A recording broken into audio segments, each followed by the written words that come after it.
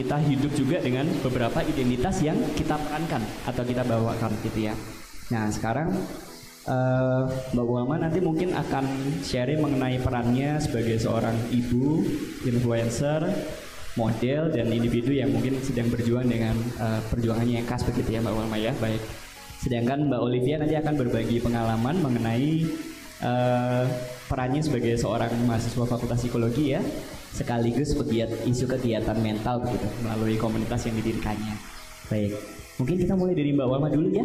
Waktunya kurang lebih sekitar 8 menit Mbak Walma, silakan. Selamat siang menjelang sore semuanya. Perkenalkan saya Walma, saya seorang model dan katanya influencer. Jadi orang-orang yang bilang saya influencer bukan self claim gitu. Oke, jadi di sini saya mau sedikit sharing nih tentang pengalaman pribadi saya. Saya sempat yang namanya mengalami kehilangan identitas. Jadi saya menikah itu di tahun 2021 dan puji Tuhan dikaruniai seorang anak di tahun 2022. Nah, lalu saya yang tadinya itu full setiap bulan itu photoshoot, setiap minggu itu padat, pasti selalu ada photoshoot, ada syuting segala macam. Terus tiba-tiba setelah saya melahirkan, kok hilang semua nih gitu, kok pada kemana nih, kok pada nggak ada ya gitu. Terus akhirnya saya mencoba untuk reach out lagi ke agensi-agensi. Terus saya coba tanya-tanya lagi teman-teman saya yang model, karena kebetulan memang circle saya memang model semua gitu kan. Dan saya coba untuk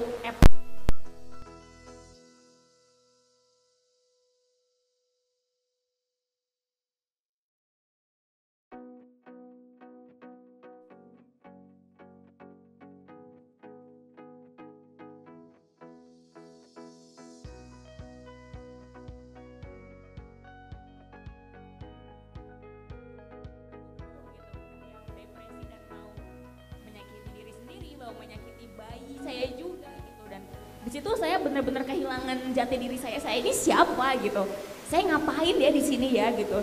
Dan saya kayak melakukan kegiatan yang sama, ganti popok, mandiin anak, suapin anak setiap hari, itu aja yang dilakuin. Jadinya kayak ngerasa mana ya Walma yang kemarin ya, yang biasanya bikin konten, yang biasanya aku foto, ini di rumah aja gitu, nggak ngapa-ngapain, cuma urus anak, oke. Dan dari situ aku kayak ngerasa, oh udah nggak bener nih, udah ada rasa kayak nggak boleh loh, aku punya perasaan depresi kayak gini, kasihan anakku, kasihan keluargaku. Jadi aku langsung buru-buru reach out ke psikiater. Jadi saya postpartum depression ini karena memang pada saat masih gadis, saya penyintas bipolar tipe 2 gitu. Jadi puji Tuhannya juga saya diberikan support system yang luar biasa, suami yang selalu standby, mertua yang sangat mencintai dan menyayangi saya. Tapi memang kondisi hormon saya yang kurang stabil, di situ masalahnya. Saya ke psikiater, saya minum obat, sampai dengan hari ini saya masih minum obat gitu. Dan dari situ setelah saya kehilangan arah, saya merasa kayaknya pelan-pelan saya harus bangkit nih, harus ngapain ya. Oh, kayaknya kita mulai dari bikin konten gitu kan. Saya akhirnya bikin konten di Instagram, meskipun awal-awalnya masih kok kayaknya nggak relevan ya gitu. Terus saya mikir apa kontennya yang lucu-lucu aja, yang menghibur ya, tapi kok nggak naik-naik ya. Kalau di TikTok anak-anak sekarang bilangnya nggak FYP gitu kan. Nah lalu puji Tuhannya lagi, akhirnya saya rebranding menjadi seorang momfluencer. Saya banyak membagikan tentang kesehatan mental untuk para ibu, terus cerita tentang parenting, bagaimana cara kita mengurus anak dengan baik sampai bayi segala macamnya gitu ya. Dan puji Tuhannya lagi sudah juga mulai kembali syuting, photoshoot, meski nggak sepadat dulu. Dan saat ini baru-baru inilah kayak seminggu terakhir ini saya mulai muncul ide lagi, puji Tuhan, karena udah nggak depresi. Saya merasa kayaknya saya boleh nih menaikkan awareness tentang penggunaan mantila, karena saya seorang Katolik gitu. Dan hanya ya meskipun hanya tradisi, tapi ya jangan sampai punah aja gitu. Lalu setelah itu, dan puji Tuhan juga sambutannya cukup luar biasa. Dalam seminggu saya dapat hampir 36.000 followers, dan setiap video yang saya naikkan tentang Mantila itu udah hampir 500.000 viewers di TikTok, dan udah di repost di berbagai akun fanbase Katolik ya, kayak OMK Viral atau mungkin Katolik Video, tuh banyak di repost video saya di situ. Dan saya juga mencoba untuk membuat gimana caranya membagikan budaya Katolik dikemas dengan modern juga, jadi supaya nggak boring. Terus anak muda itu juga kayak aku jadi pengen deh mungkin pakai mantila tuh, kayak aku pengen deh doa rosario lagi deh, jadinya mereka terpanggil untuk kembali ke Tuhan. Seperti itu sih kurang lebih sharing saya per hari ini. Terima kasih. Ya, baik. Terima kasih sekali Mbak Walma, menarik sekali ya. Jadi Bapak Ibu saudara-saudara sekalian, kita bisa lihat dari seorang figur Mbak Walma itu benar-benar ada berbagai peran ya Mbak ya, berbagai identitas juga. Ada tadi Mbak Walma menceritakan tentang shifting identitasnya dari seorang influencer dan model, lalu shifting atau transisi menjadi seorang ibu, dan itu bukan hal yang mudah begitu ya. Menarik sekali Mbak Walma, terima kasih banyak atas sharingnya. Selanjutnya Mbak Olivia, silahkan.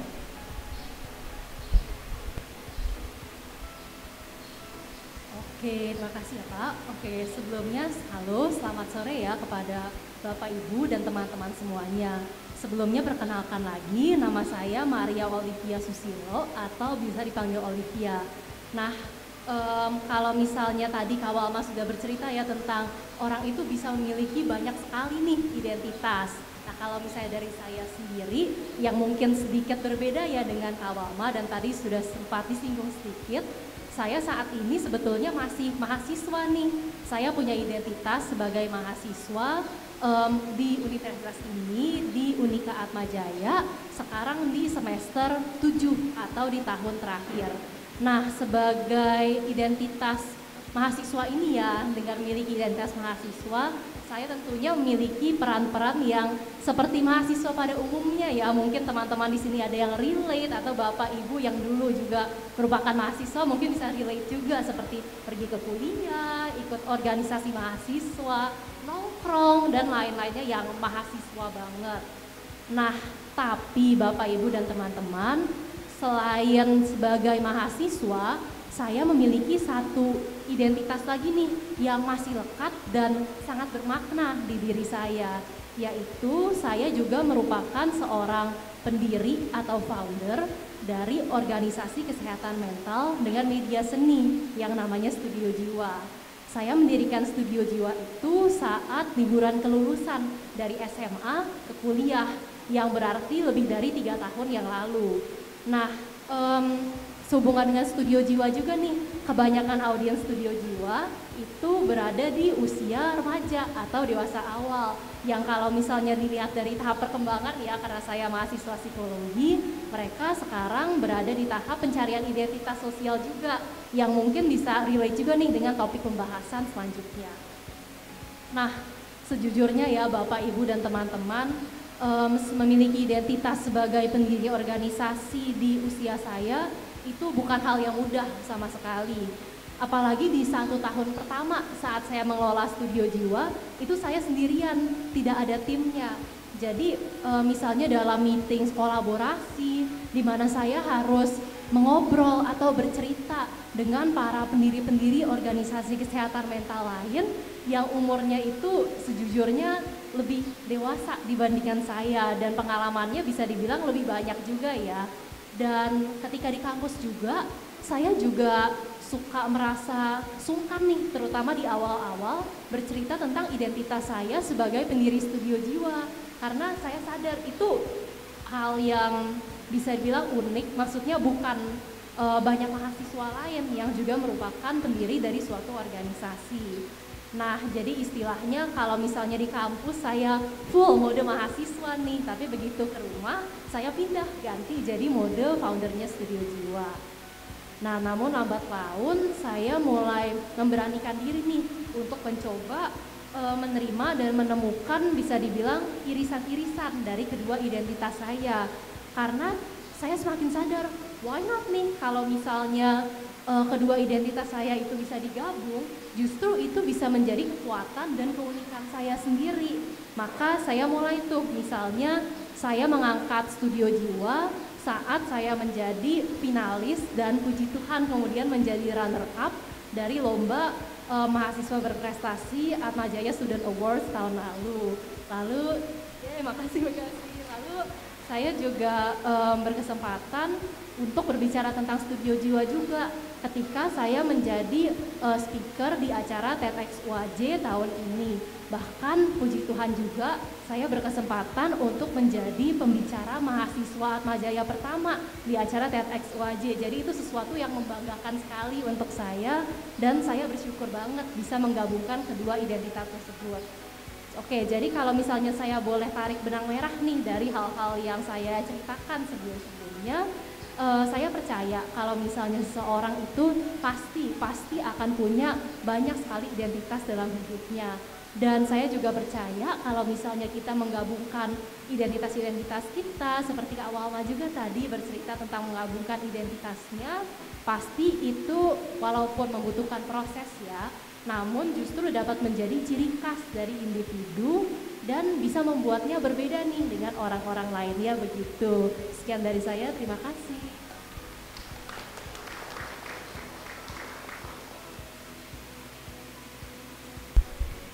Ya baik, terima kasih banyak Mbak Olivia atas share-nya. Jadi Bapak Ibu, saudara-saudari, kita tadi sama-sama bisa mendengarkan bahwa ada persamaan sebenarnya dari Mbak Walma dan Mbak Olivia, bahwa Mbak Walma dan Mbak Olivia punya beberapa identitas dan kebetulan kesamaannya adalah kadang-kadang ada friksinya gitu ya.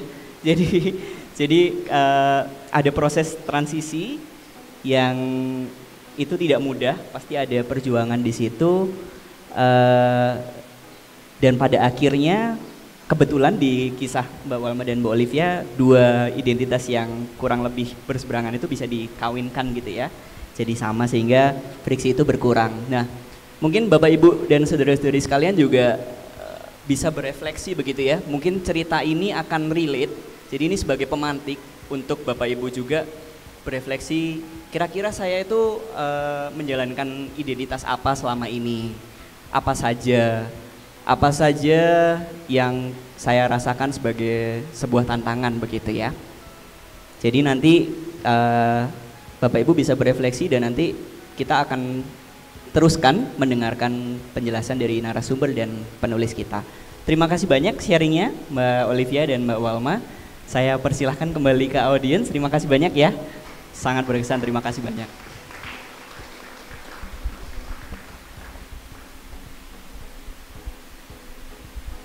Ya baik, selanjutnya kita akan masuk ke rangkaian acara berikutnya, yakni respon dari narasumber mengenai apa yang di-sharingkan oleh Mbak Walma dan Mbak Olivia, sekaligus juga mengintegrasikan dan memaknai buku membaca identitas yang telah mereka baca. Nah, jadi seperti yang kita ketahui, buku ini kan bisa dilihat juga di sini kan, itu erat kaitannya dengan tinjauan filsafat dan psikologi. Maka dari itu kali ini narasumbernya juga ada dua.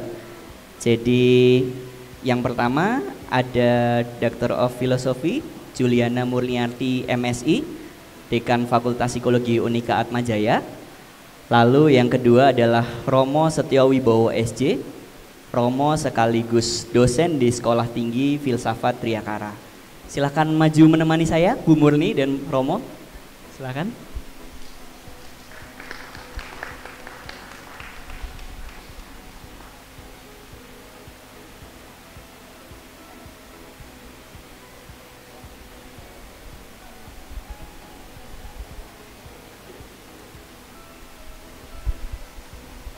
Ya, baik. Kita punya waktu kurang lebih 40 menit, Bu Murni dan Romo Setio. Jadi waktunya cukup panjang gitu ya, 40 menit. Jadi nanti mungkin kita sekitar masing-masing 20 menit gitu ya, atau nanti kita lihat dinamikanya. Nah, mungkin mulai dari Bu Murni dulu. Jadi bagaimana Ibu merespon identitas yang tadi di-sharingkan gitu ya, yang melekat begitu. bagaimana juga Bu Murni menginterpretasikan apa yang Ibu baca di buku Membaca Identitas. Silakan Bu Murni. Terima kasih Leo, moderator. Ibu Romo, Ibu Bapak, selamat sore. Pertama, selamat Mas Edi dan Mas Audifax untuk buku yang luar biasa komprehensif ini. Kalau saya kira ini hadirinnya banyak sekali dari latar belakang psikologi ya, dan rasanya konsep di dalam psikologi yang tidak sulit untuk diterjemahkan secara awam ya, itu konsep identitas. Nah, itu buktinya dua narasumber yang tadi yang share kepada kita pengalamannya itu langsung bicara mengenai identitas. Kan pertanyaannya simple aja, ketika bicara identitas itu kan menjawab siapa saya, mudah sekali. Nah, kalau konsepnya mudah, lalu bukunya sebanyak 654 halaman, saya begini nih, salut nih. Atau ini penulis yang membuat konsep sederhana menjadi ribet kan? Nah ya, kan bisa ya, sederhana jadi ribet. Nah, saya nanti jawabannya di belakang ya Mas Edi, Mas Audifax, ya benarkah buku ini ribet? Tadi baik Walma ataupun Olive itu menjawab langsung siapakah saya. Nah, kalau kita kembali ke sini, memang betul ketika bicara siapa saya, itu tadi Walma bercerita mengenai loh siapa saya kok jadi konflik bahkan depresi, aneh banget sih. Mungkin akan pembicaranya sampai ke situ, kok sampai konflik. Nah, kalau jawabannya sekedar saya adalah 1, 2, 3 influencer, ibu rumah tangga, seorang istri, seorang mahasiswa, founders dari Studio Jiwa, itu tidak apa-apa. Tetapi kalau dari cerita yang tadi dan secara mendalam dibahas di dalam buku ini, identitas itu tidak sekedar menjawab siapa dan titik, karena berbicara mengenai kebermaknaan diri. Lo kehilangan status sebagai model, dapat bayi lo mbak, kok jadi depresi? Nah, itu kan berarti kebermaknaan dari ada di situ. Bicara mengenai saya belong to siapa? Belong to masyarakat luas, para fans saya ya. Atau saya hanya dikenali oleh seorang bayi yang diajak ngomong aja cuma tete aja belum ya mbak ya. Nah, itu memfrustrasikan. Nah, di sini kita melihat ternyata identitas ini itu punya nuansa yang bisa membawa kepada depresi ketika the real self dengan di ideal self itu diskerupan banget, gapnya terlalu jauh. Dan Mas Edi dan Mas Audifax itu mengulasnya luas dalam sampai saya betul-betul kagum dengan buku ini. Kok bisa ya bicara sampai dengan pakai gunung es segala Mas Edi, Mas Audifax. Kalau dibaca secara harafiah di mana kan letak gunung es tadi. Nah, kan tampilan di permukaan oleh tadi misalnya Olive mengatakan sempat bingung nih. Founders itu orang tua Mbak Olive. Masa anak semester 1 aja belum ya menjadi pendiri Studio Jiwa. Kualitas macam apa itu yang mau dihasilkan? Karena founders itu umumnya orang tua. Nah, ketika kita bicara mengenai identitas diri, itu stereotype, belief, di sini juga dibahas dengan sangat bagus. Itu juga berperan. Yang pada titik tertentu dan seringkali membawa kita kepada sejumlah bias. Nah, itu saya suka sekali itu illusionnya si Muller ya atau Solner itu juga ditampilkan dengan sangat bagus. Bahkan contoh itu kuis yang exercise yang bisa dilatihkan. Bayangkan seorang chef, bayangan kita kan chef bagus dalam memasak. Tapi kalau dia bagus dalam operasi pasien, ngeri ya kita ya. Seorang dokter pandai memasak nggak masuk akal. Nah, dalam hal ini ada ruang dan dimensi yang cukup jauh dan luas dari konsep identitas diri ini sendiri. Lalu kemudian ketika kita bicara tadi, saya sepertinya bukan lagi milik dari fans saya karena status saya yang berubah menjadi ibu itu tiba-tiba tidak dikenali ya mbak ya. Lamar sana lamar sini nggak diterima, belongingness-nya mulai terganggu. Tapi Tapi apakah seorang Mbak Walma ini berubah wujud menjadi orang lain? Tidak, tetap seorang pribadi yang sama, wajahnya tidak berubah, fisik tidak berubah, mungkin gendut kali ya waktu itu setelah melahirkan. Tetapi kalau kita bicara eksistensi manusia, nanti pasti Romo Wibowo akan bicara banyak, pada dasarnya sama. Jadi kalau kita bicara identitas, konsep yang sangat sederhana di dalam psikologi mudah dijelaskan, tetapi ketika bicara kedalamannya, bicara kebermaknaan diri, bicara bahwa saya dimiliki, saya memiliki, saya kemudian dianggap seseorang di kelompok itu, dan ketika ini hilang, itu menjadi sesuatu buat kita. Maka di buku ini juga dibahas dengan sangat baik isu-isu kesehatan mental yang menyertainya, termasuk di dalamnya ketika bicara tubuh, ketika bicara pencitraan gitu ya. Jadi impression management pun dibahas dengan sangat baik di dalam buku ini. Bagaimana kita mencoba mendandani kita untuk menciptakan kesan tertentu, termasuk bahasa kurang positifnya manipulasi tampilan supaya muncul kesan positif sebagaimana diinginkan masyarakat.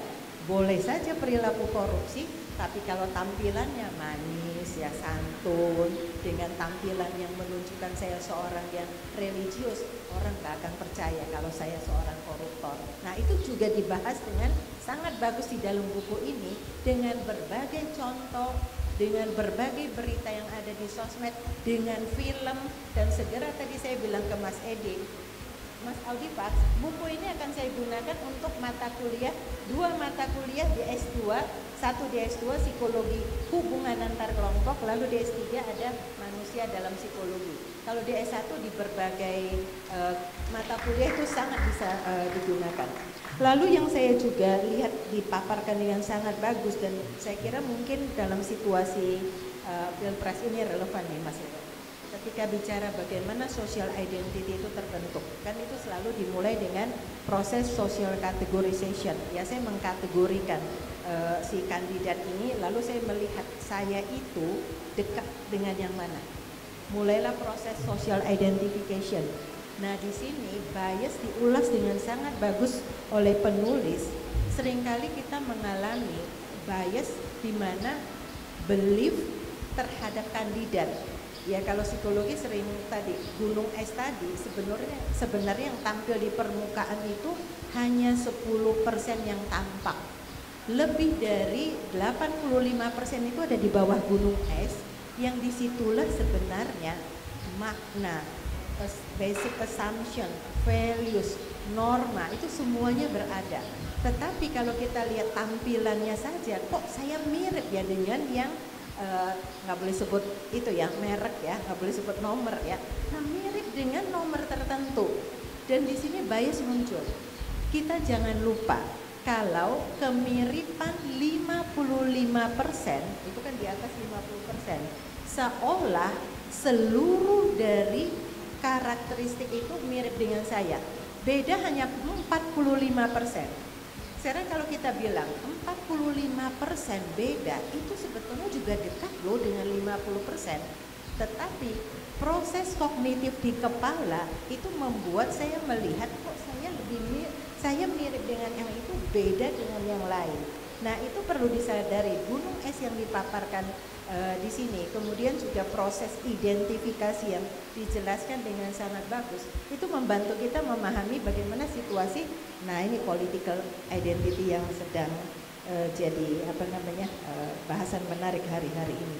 Dan pada akhirnya saya melihat tadi disebut juga ya oleh Mbak Walma, jadi mom influencer. Ketika kita pada titik tertentu, sebetulnya kategori identity ini bisa kita decategorize, bisa dibuat juga recategorization. Jadi re itu kan kita kategorisasi ulang, sehingga bisa loh menjadi kesana dan sehat mental. Atau saya D categorization, jadi saya tidak masuk kategori manapun, saya menjadi pribadi yang plural. Ini nih, simbol di belakang ini kan sebetulnya simbol pluralisme. Saya tidak menjadi milik, saya tetap punya identitas, itu gambar yang di sana tertentu. Tetapi ketika dalam kondisi multikultural ini saya mampu melihat secara kalau bahasanya Allport itu superordinate goals, maka saya tidak terjebak di dalam kategori tertentu dan identitas politik nggak laku bicara mengenai itu. Dan kembali yang terakhir, maka membangun identitas itu penting. Tidak dua contoh tadi ya, sharing itu sangat bagus. Tidak hanya identitas tunggal, karena kalau gagal di peran tersebut frustrasi. Tapi orang perlu punya multiple identities sehingga titik temu dengan orang lain juga menjadi luas. Dan saya kemudian tidak melihat atau hanya terjebak pada in-group favoritism tertentu. Itu saja dulu Mas Leo, terima kasih. Baik, silakan. Ya baik, komprehensif sekali ya Bu Murni, gak kalah komprehensif dengan bukunya yang ditulis oleh Pak Edi dan Pak Audifax ya. Jadi saya membayangkan memang kalau skripsinya anak-anak psikologi ya Bu ya, atau tesisnya anak-anak psikologi terkhusus kalau kualitatif fenomenologi mungkin nanti bisa jadi penerusnya Pak Edi ya, dan Pak Audi ya. Baik. Oke, jadi tadi Bu Murni sudah mengcover banyak sekali, jadi ada real dan ideal self, ada politik identitas, ada impresi yang dibangun untuk menekankan bahwa saya memiliki identitas A dan B, ada dekategorize, ada recategorize gitu ya. Jadi Bapak Ibu sudah mendengarkan beberapa, nanti silahkan kalau sudah ada insight mau ada yang mau ditanyakan begitu ya, silahkan di-keep dulu, nanti ketika sesi tanya jawab silahkan disampaikan. Berikutnya Romo Setio, silahkan kalau ada yang perlu, misalnya dari apa yang tadi Bu Murni sampaikan, ada tambahan, sanggahan, silakan. Terima kasih. Pertama-tama saya mengucapkan selamat ya ke Mas Edi dan Mas Audifax untuk bukunya, tentu tentang psikologi, tetapi kelihatan fasih juga dengan dunia filsafat ya. Problem identitas tentu problem yang tidak gampang. Tadi kita mendengarkan cerita dari Walma dan dari Olivia ya. Kalau sekarang Jokowi itu mengatakan saya tidak cawe-cawe begitu ya. Itu kira-kira gimana? Ada yang percaya nggak di sini? Susah ya, susah percaya ya. Itu seperti kalau Walma mengatakan saya adalah influencer begitu. Siapa yang percaya begitu? Atau kalau Olivia mengatakan saya adalah ini begitu ya. Siapa yang percaya? Sulitnya mengkonstruksi identitas itu di situ. Kita boleh mengatakan saya siapa, saya begini, saya begitu, saya tidak cawe-cawe, saya netral. Tapi apakah realitanya begitu? Jadi saya kira di buku ini yang saya soroti tentu saja soal identitas dan multi realitas ya. Jadi ternyata yang disebut identitas itu kenyataannya macam-macam. Apa yang menstrukturkan identitas saya itu macam-macam. Kalau tadi saya menangkap ceritanya Olivia berhasil mengutuhkan begitu ya identitasnya sebagai mahasiswi, sebagai anak muda, sebagai founder begitu ya. Skemanya masih skema rasional ya, masih rasional. Jadi misalnya kalau saya sendiri ya, saya Romo, saya dosen, saya apalagi moderator PNKRI, saya apalagi apa ya identitas saya selain itu ya, suka lari begitu ya, apalagi ya banyak identitas. Tapi apakah iya saya itu seperti itu ya? Yang dialami Walma itu ya, satu sisi dia sadar sebagai influencer, satu sisi sadar sebagai apa, model ya. Kemudian tiba-tiba punya anak, lalu kemudian tiba-tiba job hilang, ya. Lalu tiba-tiba seolah-olah dunia runtuh, ya kan? Padahal kan kamu menyadari itu semua kan, tapi nggak bisa nerima kan? Jadi identitas itu memang multi realitas, ya. Multi realitas dalam arti bisa ditafsir positif, ya. Hal-hal yang saya sadari dan bisa saya satukan. Tapi juga bisa dalam arti yang di Walma itu begitu banyak aspek dan saya nggak ngerti kenapa saya nggak paham. Ya makanya lalu minum obat ya, supaya tidur, supaya lupa, iya kan? Supaya lupa, bukan supaya mengerti, tapi supaya lupa. Itu mengerikannya di situ. Jadi ketika multi realitas itu sungguh-sungguh malah dirasa mengancam, dirasa membebani, dunia menjadi nggak paham, ya lalu kita milih tidur aja. Atau kemudian kita bilang self harm, suicide, ya, segala macam itu. Nah, saya menengarai itu sudah saya tuliskan di kata pengantar mengenai bagaimana rumitnya mengkonstruksi diri. Saya mengutip di sini kata-kata dari Nietzsche ya. Itu karenanya kami tidak boleh menganalisis diri kami, tidak boleh mengenali diri sendiri. Jadi ini justru kalau nasihat Nietzsche itu jangan berusaha mengenali diri ya, sinting nanti kamu ya. Karena kita tidak akan pernah bisa mengenali siapa diri kita. Jadi Nietzsche itu pendahulu Schopenhauer, Nietzsche itu pendahulu Sigmund Freud ya, yang menemukan teori apa, jiwa manusia itu seperti gunung, ya hanya sepucuknya saja yang kita sadari bernama ego. Selebihnya 7/8 itu adalah ketaksadaran. Jadi kita sebenarnya nggak ngerti siapa diri saya. Aku ya, yang aku sadari ini hanyalah 1/8 dari seluruh diri saya. Dan saya kira begitulah konstruksi identitas kita ya. Kita mengenali sebagian kecil dari diri kita dan ada masih banyak hal yang gelap yang kita belum ngerti dan kita berjuang untuk itu. Dan satu hal yang ingin saya kutip dari bukunya ini, jadi saya baca-baca, saya pilih begitu ya, mengenai genetika. Ya, jadi ini menarik. Pak Edi dan Audifax ini membahas mengenai psikologi, tapi pakai genetika ya, teori macam-macam genetika. Lalu beliau mengutip Prof. Herawati Sudoyo ya, yang setelah menunjukkan evolusi terbentuknya manusia Nusantara ya, jadi siapa itu manusia Indonesia ya, ada 4 gelombang migrasi dari sekian ratus, sekian puluh ribu tahun sehingga membentuk kita di sini ini. Lalu di halaman 232 dia menulis begini, Prof. Herawati Sudoyo. Siapakah manusia Indonesia? Menurut Profesor Herawati, seluruh jawaban itu tersimpan di dalam sel tubuh kita. Siapa manusia Indonesia? Jawabannya tersimpan di dalam sel tubuh kita.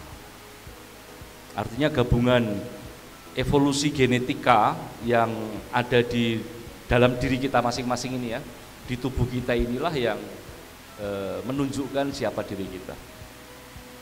Jadi tubuh, ya di sini saya mau sedikit membuat refleksi.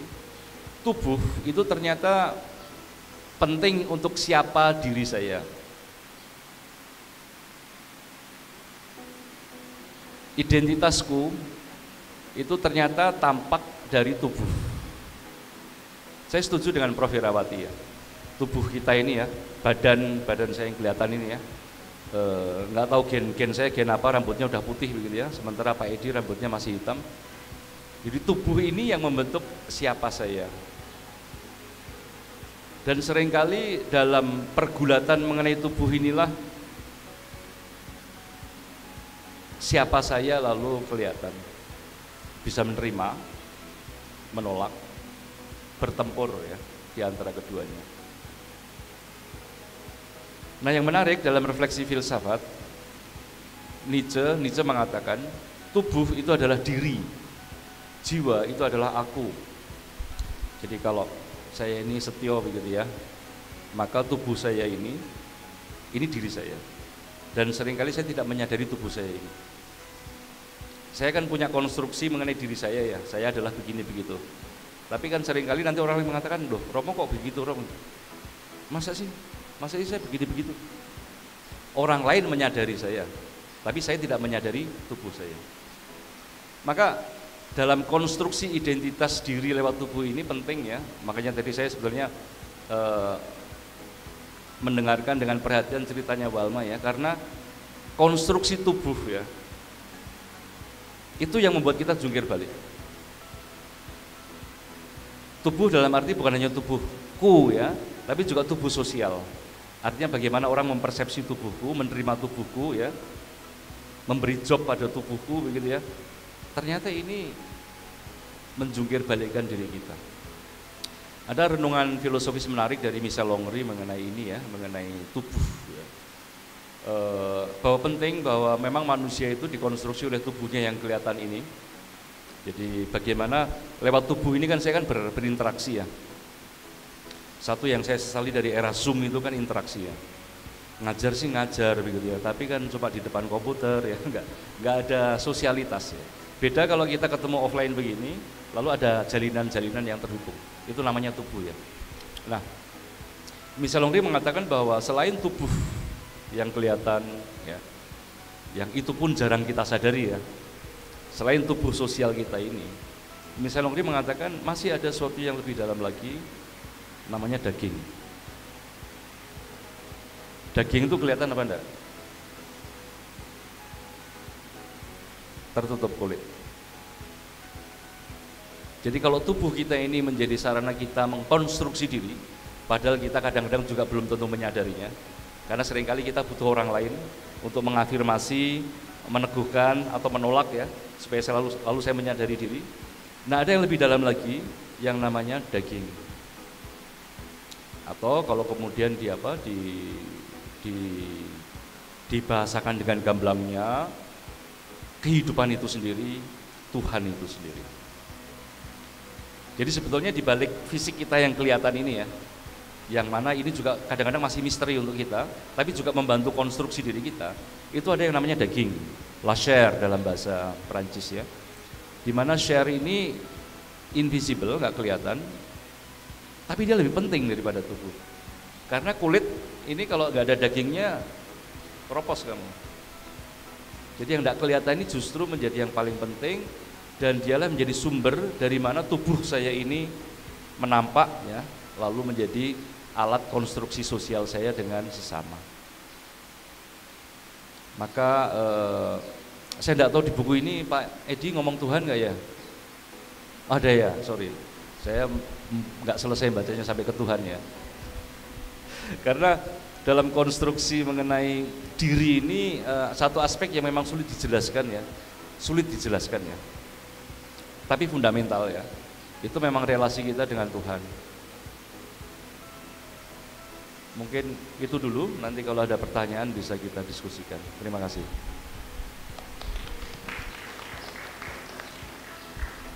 Baik, terima kasih banyak Romo Setio tadi. Menarik sekali ya. Apa yang Romo Setio tadi sampaikan itu seperti yang Romo Setio juga tulis di kata pengantar ya Romo ya. Menyoal identitas itu perkara mudah tapi sulit gitu ya. Bahwa di sana itu tadi Bu Murni juga sudah menyampaikan bahwa ada pemaknaan gitu. Bukan hanya saya seorang laki-laki usia 29 tahun dan seterusnya, tapi bagaimana kita memaknai diri kita. Lalu tadi Romo juga sudah mengcover soal unconsciousness gitu ya Romo ya. Jadi Nietzsche, Romo tadi menyebutkan Nietzsche itu bisa dibilang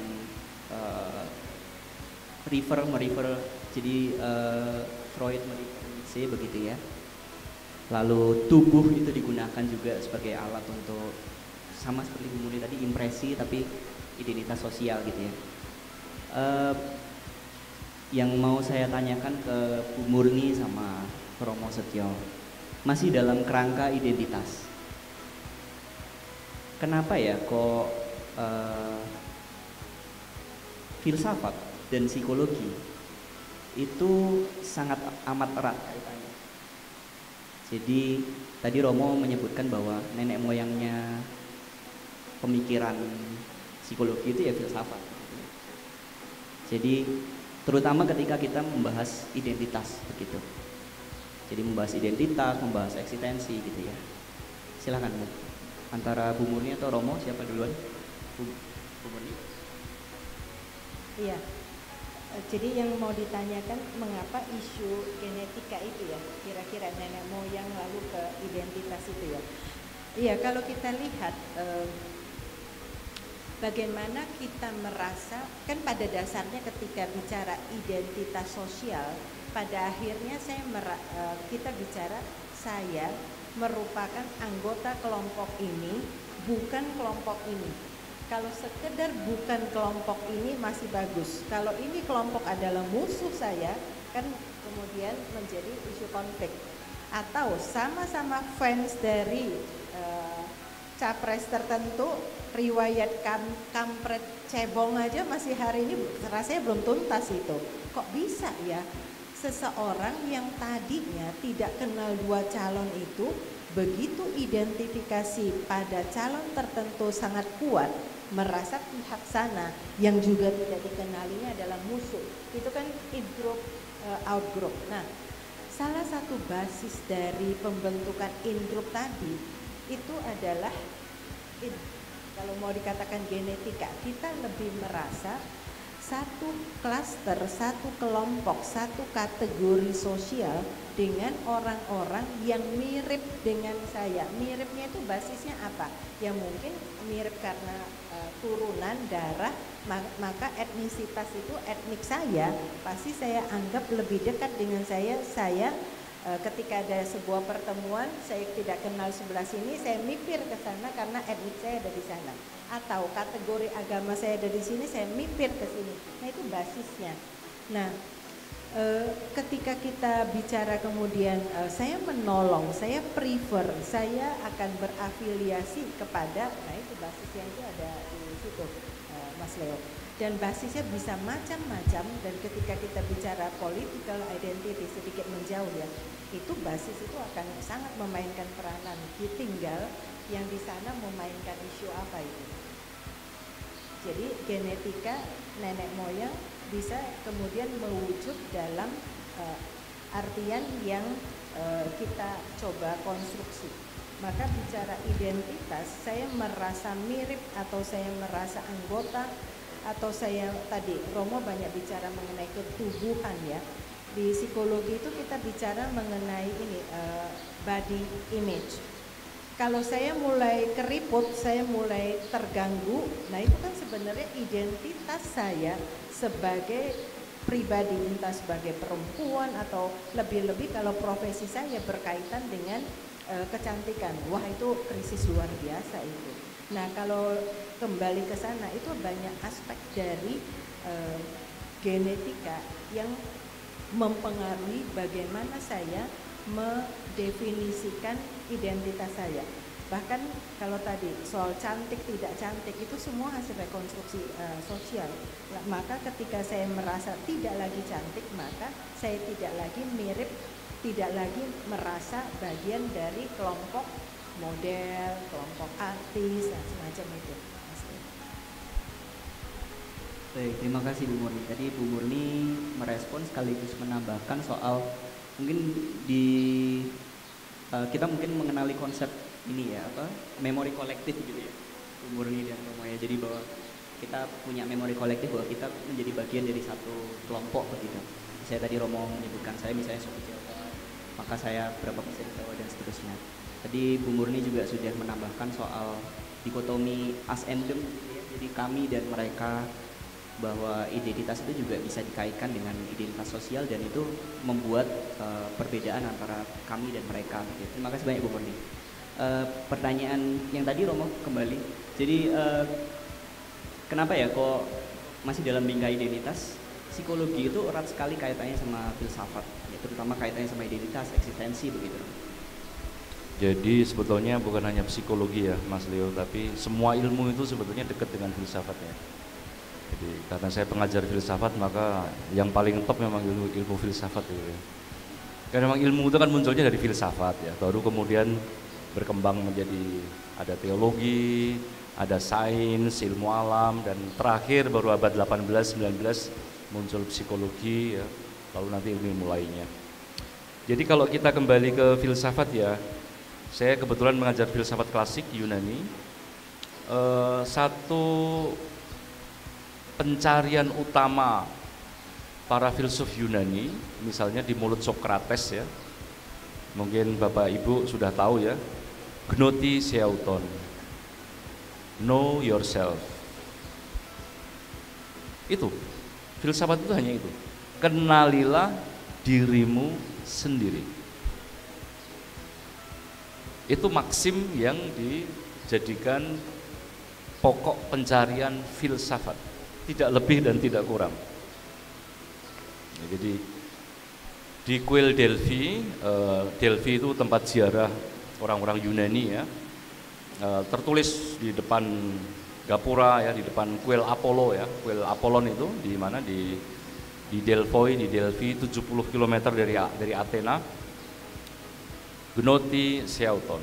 Jadi kalau Anda mau beribadah kepada dewa Apollo, know yourself, kenalilah dirimu sendiri. Apa artinya? Artinya ya Apollon di situ mengatakan sebelum kamu masuk tempel ini, ingatlah kamu adalah makhluk mortal, makhluk yang bisa mati. Kamu bukan dewa. Nah lalu Sokrates, Platon ya akan mengelaborasi tema ini ya, sehingga filsafat itu memang bukan hanya berspekulasi mengenai ada dalam dirinya sendiri ya, mengenai fusis atau nature of things ya, atau mengenai truth, mengenai kebenaran ya, justifikasi kebenarannya, bukan hanya itu. Tapi yang utama kalau kita kembali ke Sokrates, Platon itu ya mengenali siapa diri kita sendiri. Dan kata filsafat, filsuf ya, itu kan berasal dari bahasa Yunani, filosofia, filosofos, lalu masuk ke Arab menjadi falsafa, filosof ya, masuk ke Indonesia menjadi filsafat, filsuf ya. Nah filosofia itu menarik, artinya adalah philo, mencintai, sofia, mencintai kebijaksanaan. Jadi Platon menerangkan begini, ada dua makhluk yang tidak perlu kebijaksanaan.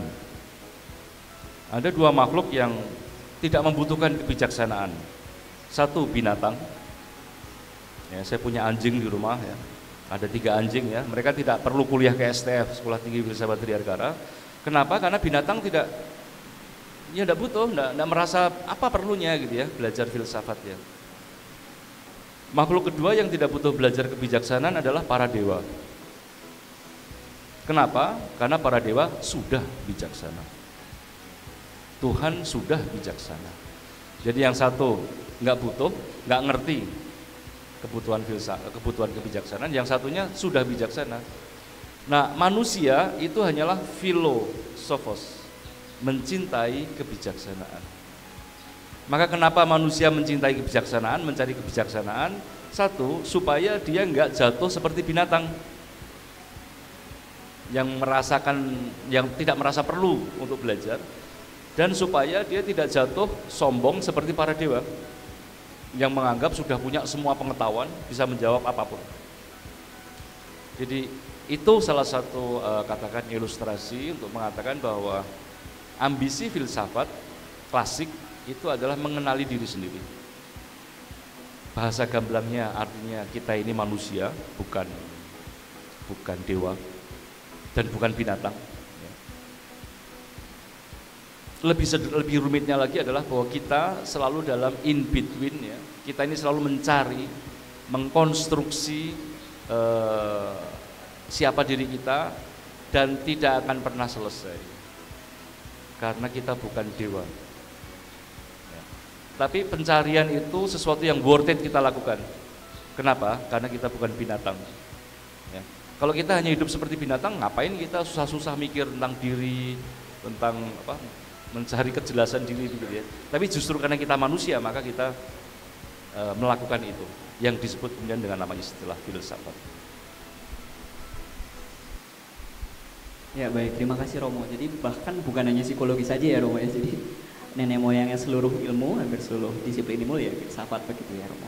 Dan sebenarnya dasarnya adalah pertanyaan yang tadi Romo sampaikan, know themselves, know themselves gitu ya Romo ya. Jadi masih ada kaitannya dengan buku Membaca Identitas, bahwa kita tugasnya adalah mengetahui diri sendiri begitu. Dari Bu Murni, apakah ada yang merasa perlu disampaikan lagi, menambahkan Romo? Cukup ya. Romo ada yang ketinggalan, ada yang perlu disampaikan lagi? Sudah cukup ya, baik. Oke, kalau Bu Murni dan Romo Setio sudah merasa cukup, maka berikutnya kami undang bergabung juga dengan diskusi kami bertiga. Sang penulis kita Membaca Identitas, kami persilahkan ke depan, Dr. Edi Suwardono, Pak Edi, dan Bapak Joseph Audifax, silahkan.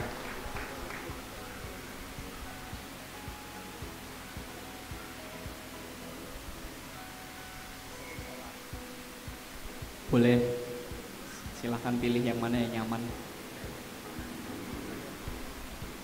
Ya.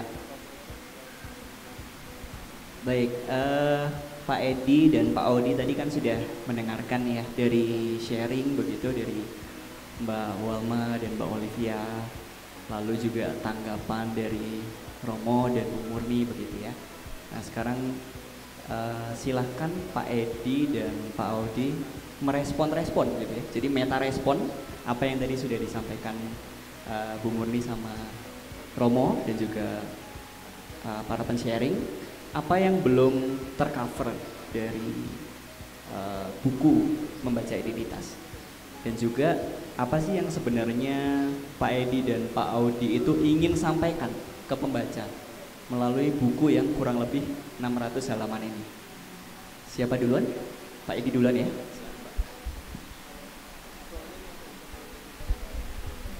Terima kasih Pak Leo waktunya. Saya lebih memberikan mau menyampaikan beberapa highlight saja ya. Yang di dalam omongan sehari-hari kita sebagai, oh kamu itu mencari pengakuan ya. Pengakuan itu adalah bagaimana kesadaranku itu mendambakan suatu identifikasi dari orang lain tentang aku. Pengakuan. Nah, pengakuan, rekognisi dalam bahasa apa? Dalam istilah yang lain, itu juga sebenarnya permintaan, dan bahkan mungkin bukan saja permintaan tapi juga tuntutan, mungkin juga lebih dari itu adalah perampokan supaya saya mempunyai identitas tertentu, supaya saya sebagai daging tadi loh ya, saya sebagai daging yang seonggok itu minta diakui, minta dimuliakan ya, menjadi sebuah yang bisa diidentifikasi. Nah, di situ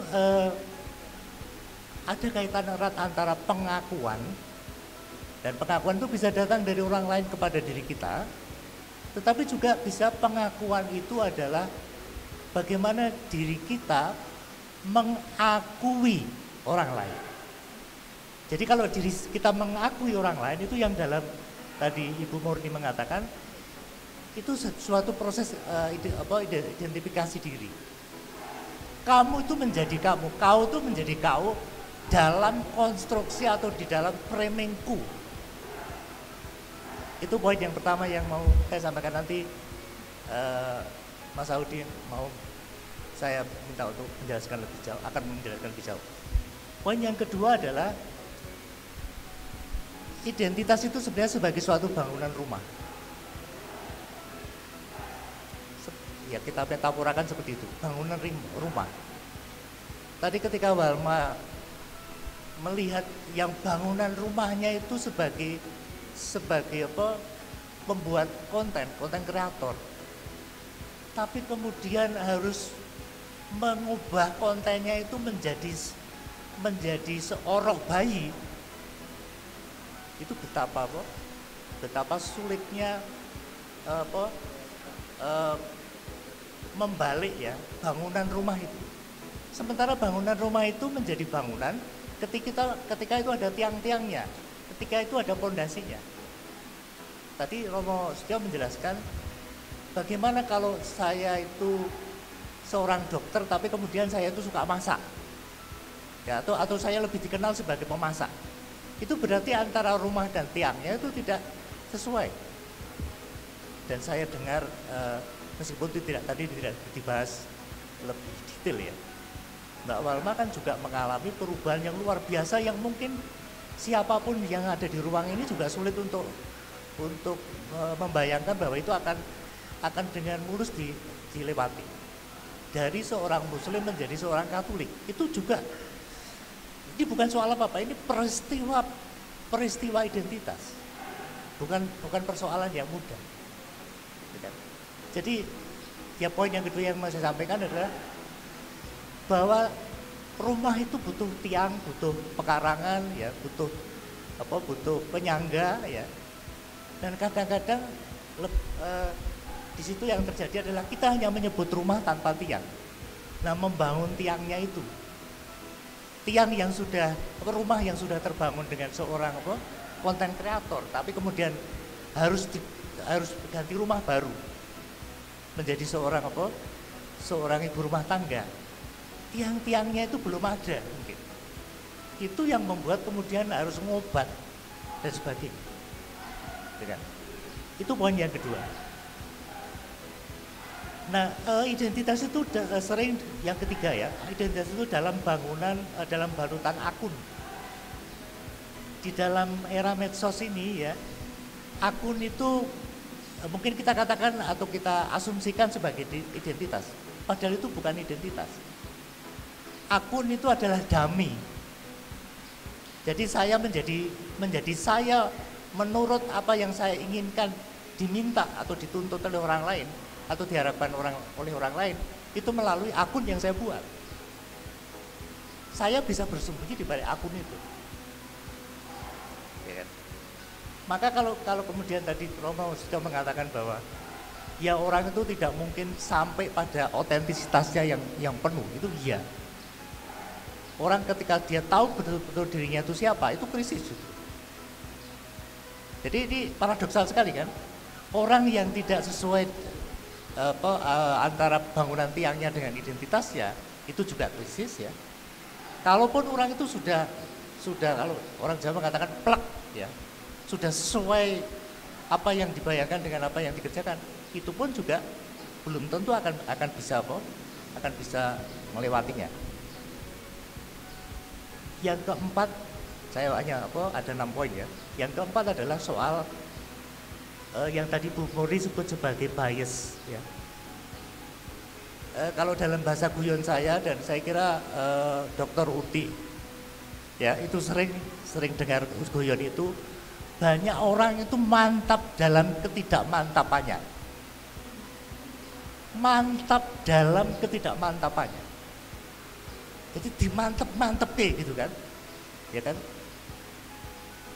Mungkin kalau saya menggambarkan itu dalam suatu konfigurasi ketika orang berbicara ya, maaf ya kalau itu menyinggungnya, itu seperti Presiden SBY, ya, itu mantap, tidak mantap tapi dimantap-mantapkan, gitu kan?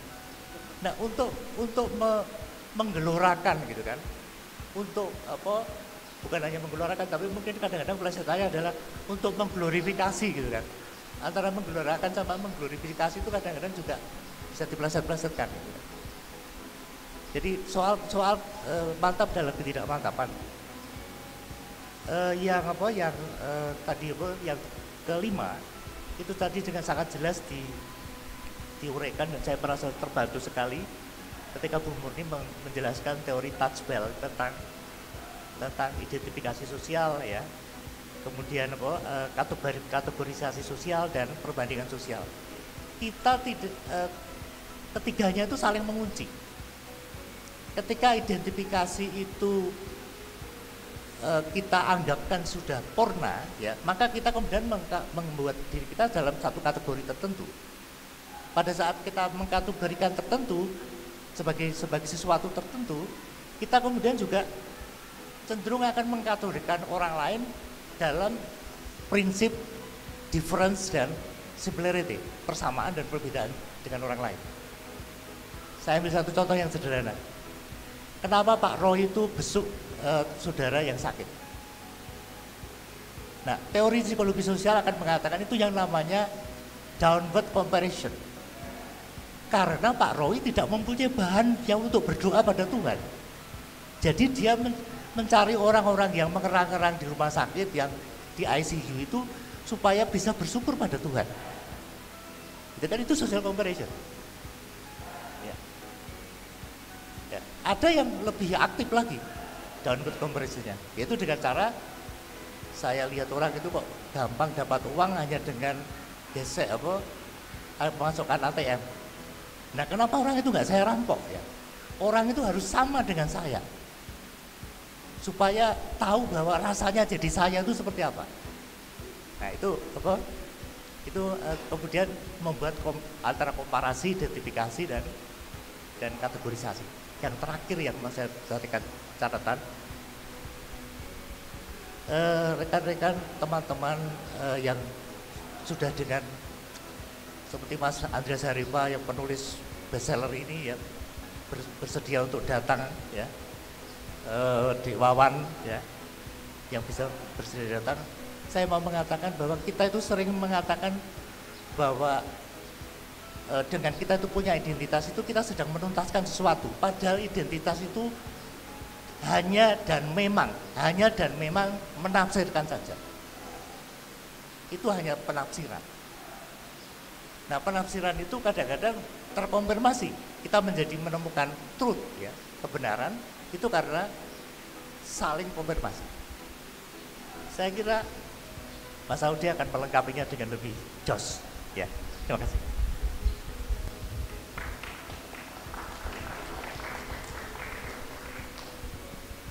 Ya, terima kasih. Kalau dari saya sebenarnya awal kita menulis buku ini sebenarnya pertama tujuan besarnya adalah kita mau membangun semacam awareness terhadap sesuatu ya yang berkaitan dengan identitas. Sebenarnya kalau mau dipahami sebenarnya ide dari buku itu, kalau orang kesulitan membaca dalam 600 halaman itu sebenarnya dibaca prolog dan epilognya itu disambung, itu sebenarnya itu yang coba kita katakan. Tapi memang rumitnya itu ada di tengah antara prolog dan epilog, itu yang kita coba untuk gali lebih dalam lagi sehingga orang mungkin bisa tahu, oh sebenarnya di kedalaman itu ada berbagai dimensi, ada berbagai multi realitas yang sebenarnya untuk mencapai pesan yang kita coba sampaikan di prolog epilog, awareness tentang sesuatu berkaitan dengan identitas kita. Sebenarnya di situ. Dan yang lebih jauh ini karena kita waktu itu diskusi dan kemudian kita berdua kan sama-sama latar belakangnya psikologi. Nah, kebetulan mungkin kayak juga mendalami filsafat, Pak Edi dan saya juga sempat ke beberapa komunitas filsafat kita. Jadi kita mencoba mendorong lebih jauh psikologi gitu ya, untuk nggak berkutat di hal-hal semacam itu atau mungkin kayak terjebak di situ-situ aja. Dan ini mungkin menarik tadi menyambung pertanyaannya Pak Leo soal kenapa filsafat dan psikologi itu berdekatan. Nah, jadi sebenarnya pertama karena sebenarnya kedua-duanya punya tujuan yang sama, yaitu menjawab sebenarnya siapakah aku. Sebenarnya psikologi pun mencoba menjawab siapa sih manusia ini. Jadi kemudian ada berbagai macam teori tentang personality, ada behavioristik, ada psikoanalisa, ada humanistik dan sekian masa sesudahnya. Ini sebenarnya kan mencoba menjawab manusia itu dari sudut psikoanalisa itu seperti ini loh. Kalau dari sudut humanistik itu seperti ini loh, orang punya pertumbuhan eksistensial gitu. Filsafat pun demikian, tadi sudah dijelaskan oleh Romo Setio bahwa filsafat itu ya gnotise auton dari Socrates yang dia mengutip dari tulisan di atas kuil Apollo. Kenalilah dirimu sendiri. Itu pertama. Dan yang kedua sebenarnya filsafat itu melandasi bagaimana psikologi sebenarnya pemikiran-pemikiran psikologi itu kadang dalam filsafat itu diajarkan bahwa satu pengetahuan itu juga ada ontologi, ada epistemologi, dan ada aksiologinya gitu. Jadi kita tidak bisa sebenarnya tiba-tiba kita menemukan satu metode dan kemudian kita terapkan gitu. Sementara kita nggak tahu ini sebenarnya pemikiran ini ontologinya seperti apa atau epistemologinya seperti apa gitu ya, atau menggabungkan dua hal gitu. Jadi sebenarnya bagaimana dasar ontologis, epistemologis itu penting ya. Itu dulu juga yang sering kita coba untuk saya dan Pak Edi ketika kita masih di kampus juga, untuk bagaimana orang tuh tahu itu dulu gitu. Jadi nggak kayak orang masuk supermarket terus oh ini bagus, ini bagus gitu. Tapi bagaimana ketika kita menggunakan satu metode itu kita paham akar teorinya, pengetahuannya.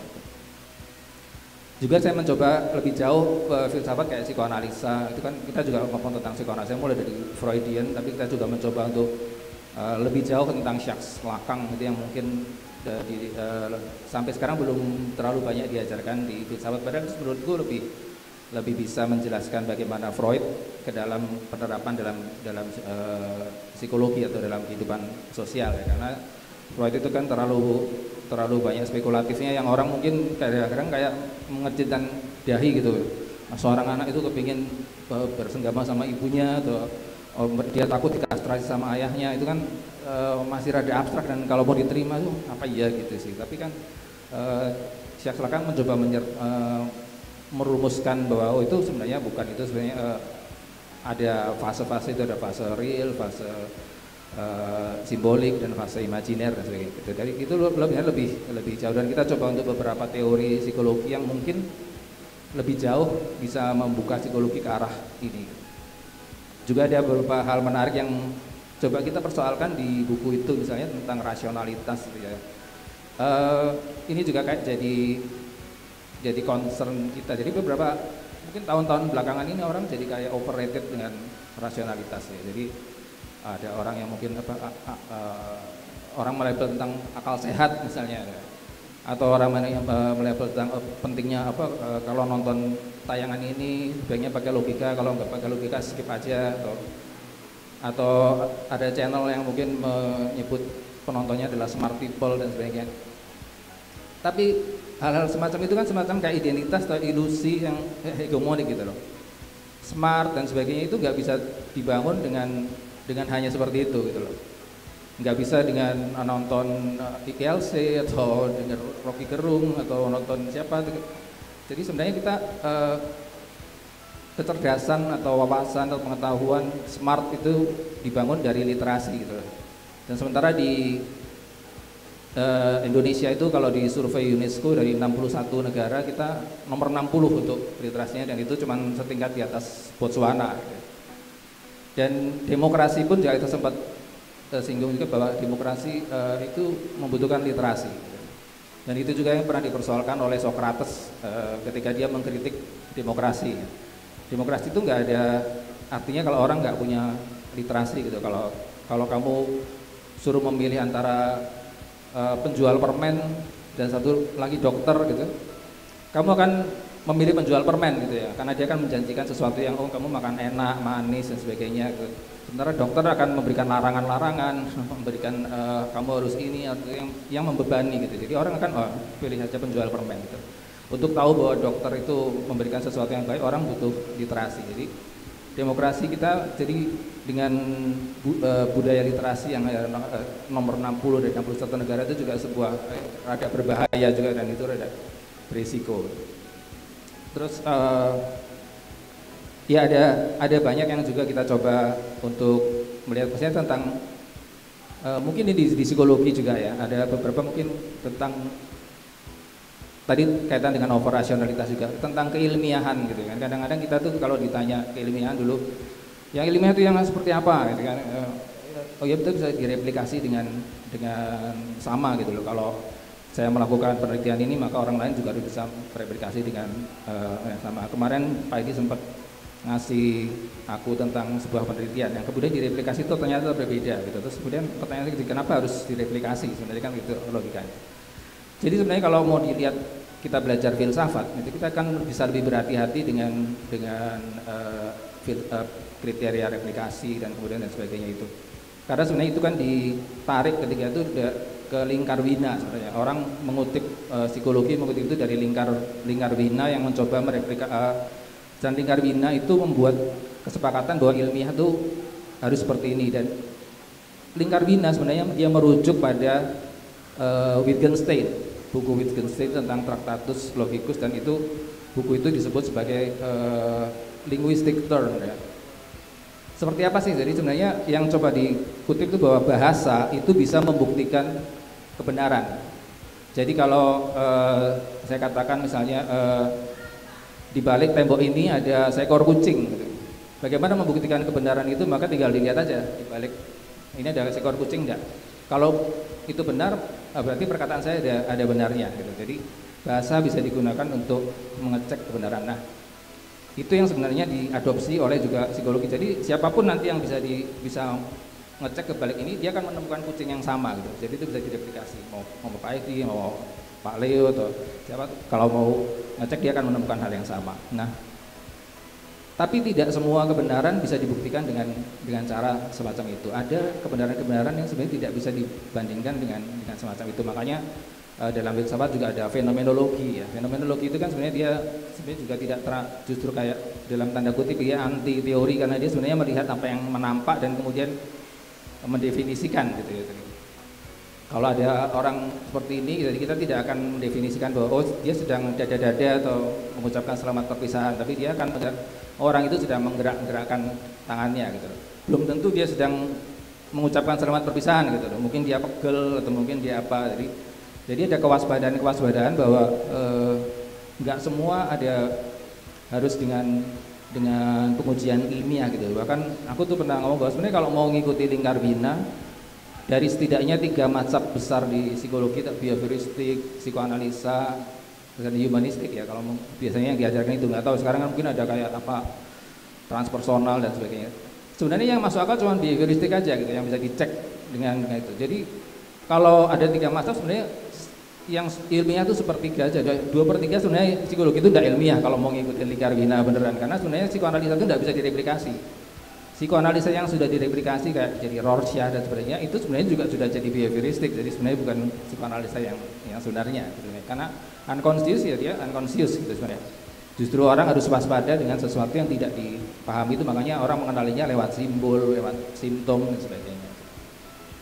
Nah, jadi sebenarnya kalau mau dipikir sebenarnya tujuan kita menulis buku secara garis besar ya itulah sebenarnya. Jadi pertama membangun awareness, terutama kalau di psikologi itu mungkin mengajak untuk melihat dari sudut pandang yang lebih dalam dan bukan lebih jauh lagi dengan teori-teori yang mungkin masih belum terlalu banyak juga digunakan di psikologi. Terima kasih.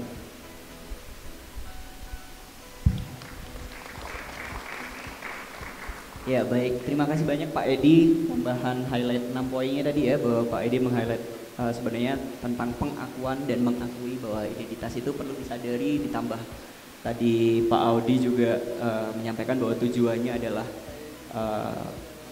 pertama sama ya, jadi membangun awareness tentang keakuan, lalu juga membangun awareness tentang disiplin psikologi, membangun juga literasi dan mungkin juga demokrasi begitu ya Pak Audi ya.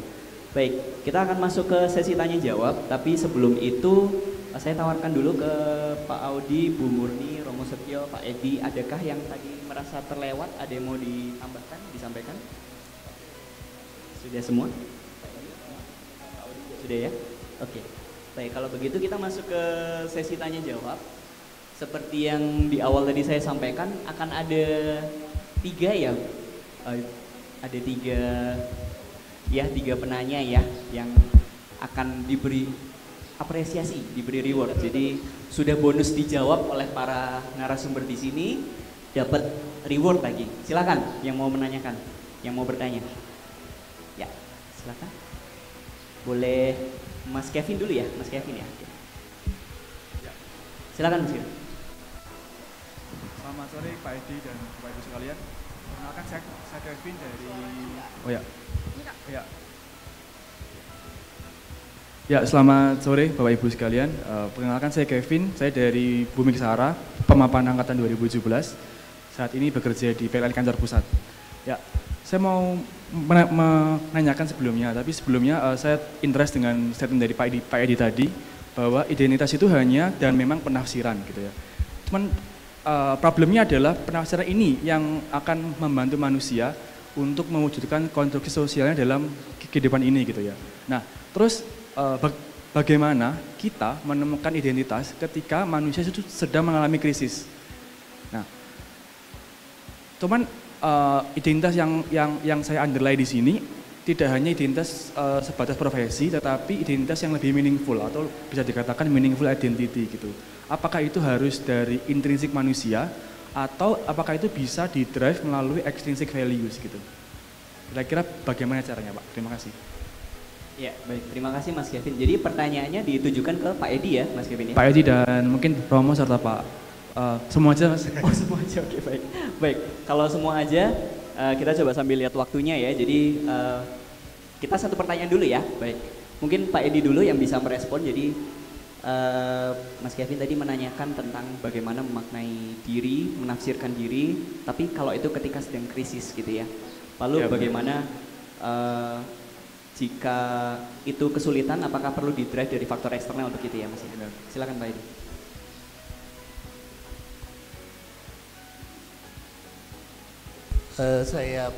Mungkin jawaban saya akan terlalu singkat ya, tapi begini tanya. Banyak orang itu akan mengingatkan pada kita, oh jangan terlalu gegabah kamu, nanti kamu tersesat tuh, gitu kan? Nah, padahal kalau kita kemudian tetap maju, kalau tadi kan lebih ke soal krisis ya, krisis itu ya sudah ditembus saja. Jadi ketika kita itu masuk hutan dan berhasil masuk hutan, itu kan berarti itu kan kita sudah tidak tersesat itu kan. Gitu kan? Atau mungkin pertanyaan yang lain, atau pertanyaan lain itu misalnya seperti ini. Lalu jalannya bagaimana? Ya kan? Ya, biasanya itu orang itu pengen ada jalan dulu. Ada semacam pattern gitu kan, pola ya. Untuk supaya saya menjadi saya gitu. Nah, itu datang dari agama, datang dari norma, dari segala anasir ya. Tapi sebenarnya kalau saya mau omongkan dalam satu kalimat, ya jalan saja, maka kamu akan ketemu jalannya gitu loh. Bahkan kamu akan menciptakan jalannya setelah kamu berjalan. Mungkin kira-kira seperti itu. Nanti silakan ditafsirkan lagi karena ini bukan kemutlaqan ya. Terima kasih.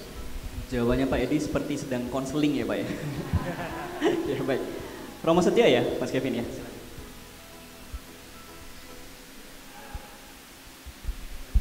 Kevin ya. Jadi begini, memang identitas itu in the end of the day memang penafsiran ya. Ya mau gimana lagi begitu. Saya sebetulnya pengen memberikan jawaban yang lebih maco ya, yang lebih orang Katolik harus begini begitu ya, cowok harus begini begitu ya, pendukung Ganjar harus begini begitu ya. Ya itu yang ditunggu Romo. Tapi ya akhirnya saya sadar bahwa itu semua ya ilusi begitu ya, tadi yang dikatakan oleh Mas Audifax ya. Ya saya cerita aja ya supaya nggak terlalu abstrak ya. Dulu waktu saya muda di seminari itu saya jago debat, sangat jago debat. Kalau public speaking itu semua orang takut sama saya. Ya. Tentu saya bangga ya dengan identitas itu ya. Untung belum ada TikTok waktu itu ya. Kalau tahun 80-an sudah ada TikTok mungkin udah kayak Alam itu ya, udah di-share kemana-mana gitu ya. Anaknya Ganjar Alam itu. Tapi ketika saya masuk novisiat, waduh, identitas saya dihancurin. Saya dianggap sebagai manusia egois lah, manusia kasar lah, tidak punya empati lah, tinggi hati, nggak mau memahami pemikiran orang, sombong, pendosa ya. 2 tahun saya digituin. Hancur nggak kamu? Hancur. Tapi untung saya nggak karam ya. Jadi saya lanjut.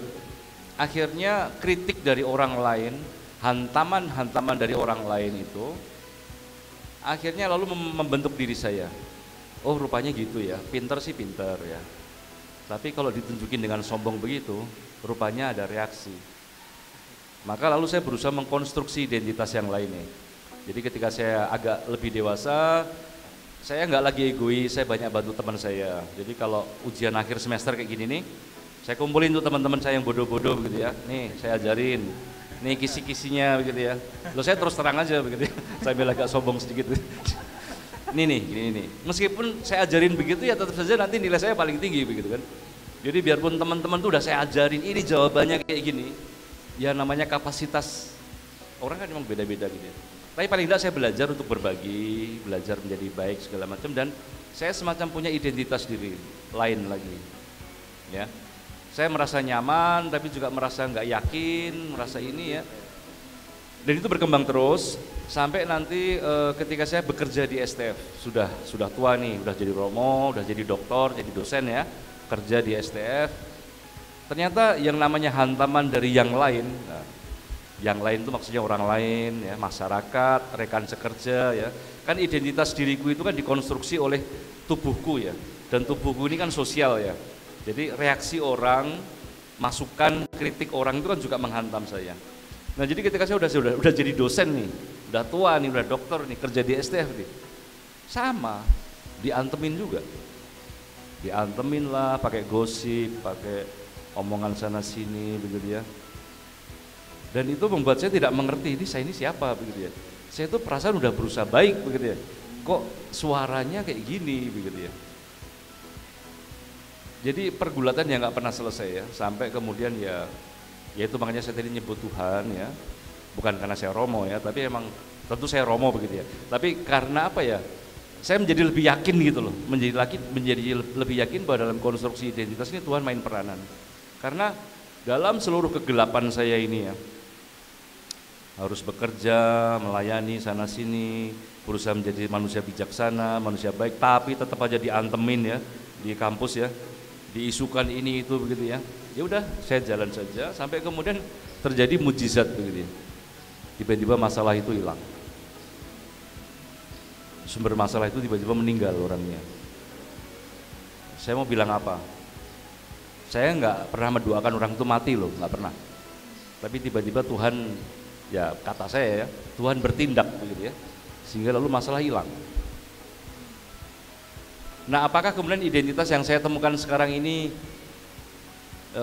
sudah menjadi kebahagiaan saya sudah mantap ya enggak juga sih, masih kan saya belum tahu nih nanti apalagi yang akan terjadi begitu ya dalam hidup ini. Jadi ini saya mau mengatakan mengapa in the end of the day identitas itu ya tafsir gitu ya, tafsir yang secara personal saya gulati ya, bukan hanya secara intelektual ya, tapi secara darah daging hidup sehari-hari itu kita gulati. Saya kira Pak Roy sebagai bapak rumah tangga juga sama ya, bergulat terus-menerus begitu ya. Siapa diri saya ini ya. Bu Rini tentu ya toh, meskipun rambutnya sama-sama putih seperti saya ya, bergulat ya, meskipun sebagai konselor ya. Tapi maksudnya jangan pesimis bahwa seolah-olah oh kalau begitu saya nggak akan pernah dapat identitas ya. Ya enggak juga ya, ya kamu dapat identitasmu saat ini. Kembangkan itu, perjuangkan itu, jangan takut kalau kena krisis, adepin krisis itu, seperti kata Pak Edi tadi itu. Kalau tiba-tiba kau dimasukin dalam hutan, ya udah jalan aja, bikin jalanmu begitu ya. Jadinya apa? Kadang-kadang kita butuh 2 tahun, 3 tahun, 5 tahun, 10 tahun untuk mengerti, oh rupanya hutan itu yang saya lewati. Begitu, terima kasih. Makasih Romo. Ya, terima kasih Romo. Jadi mengkonfirmasi pertanyaan Mas Kevin ya, bahwa identitas itu ya memang umpan balik gitu ya. Ada feedback dari sosial gitu ya.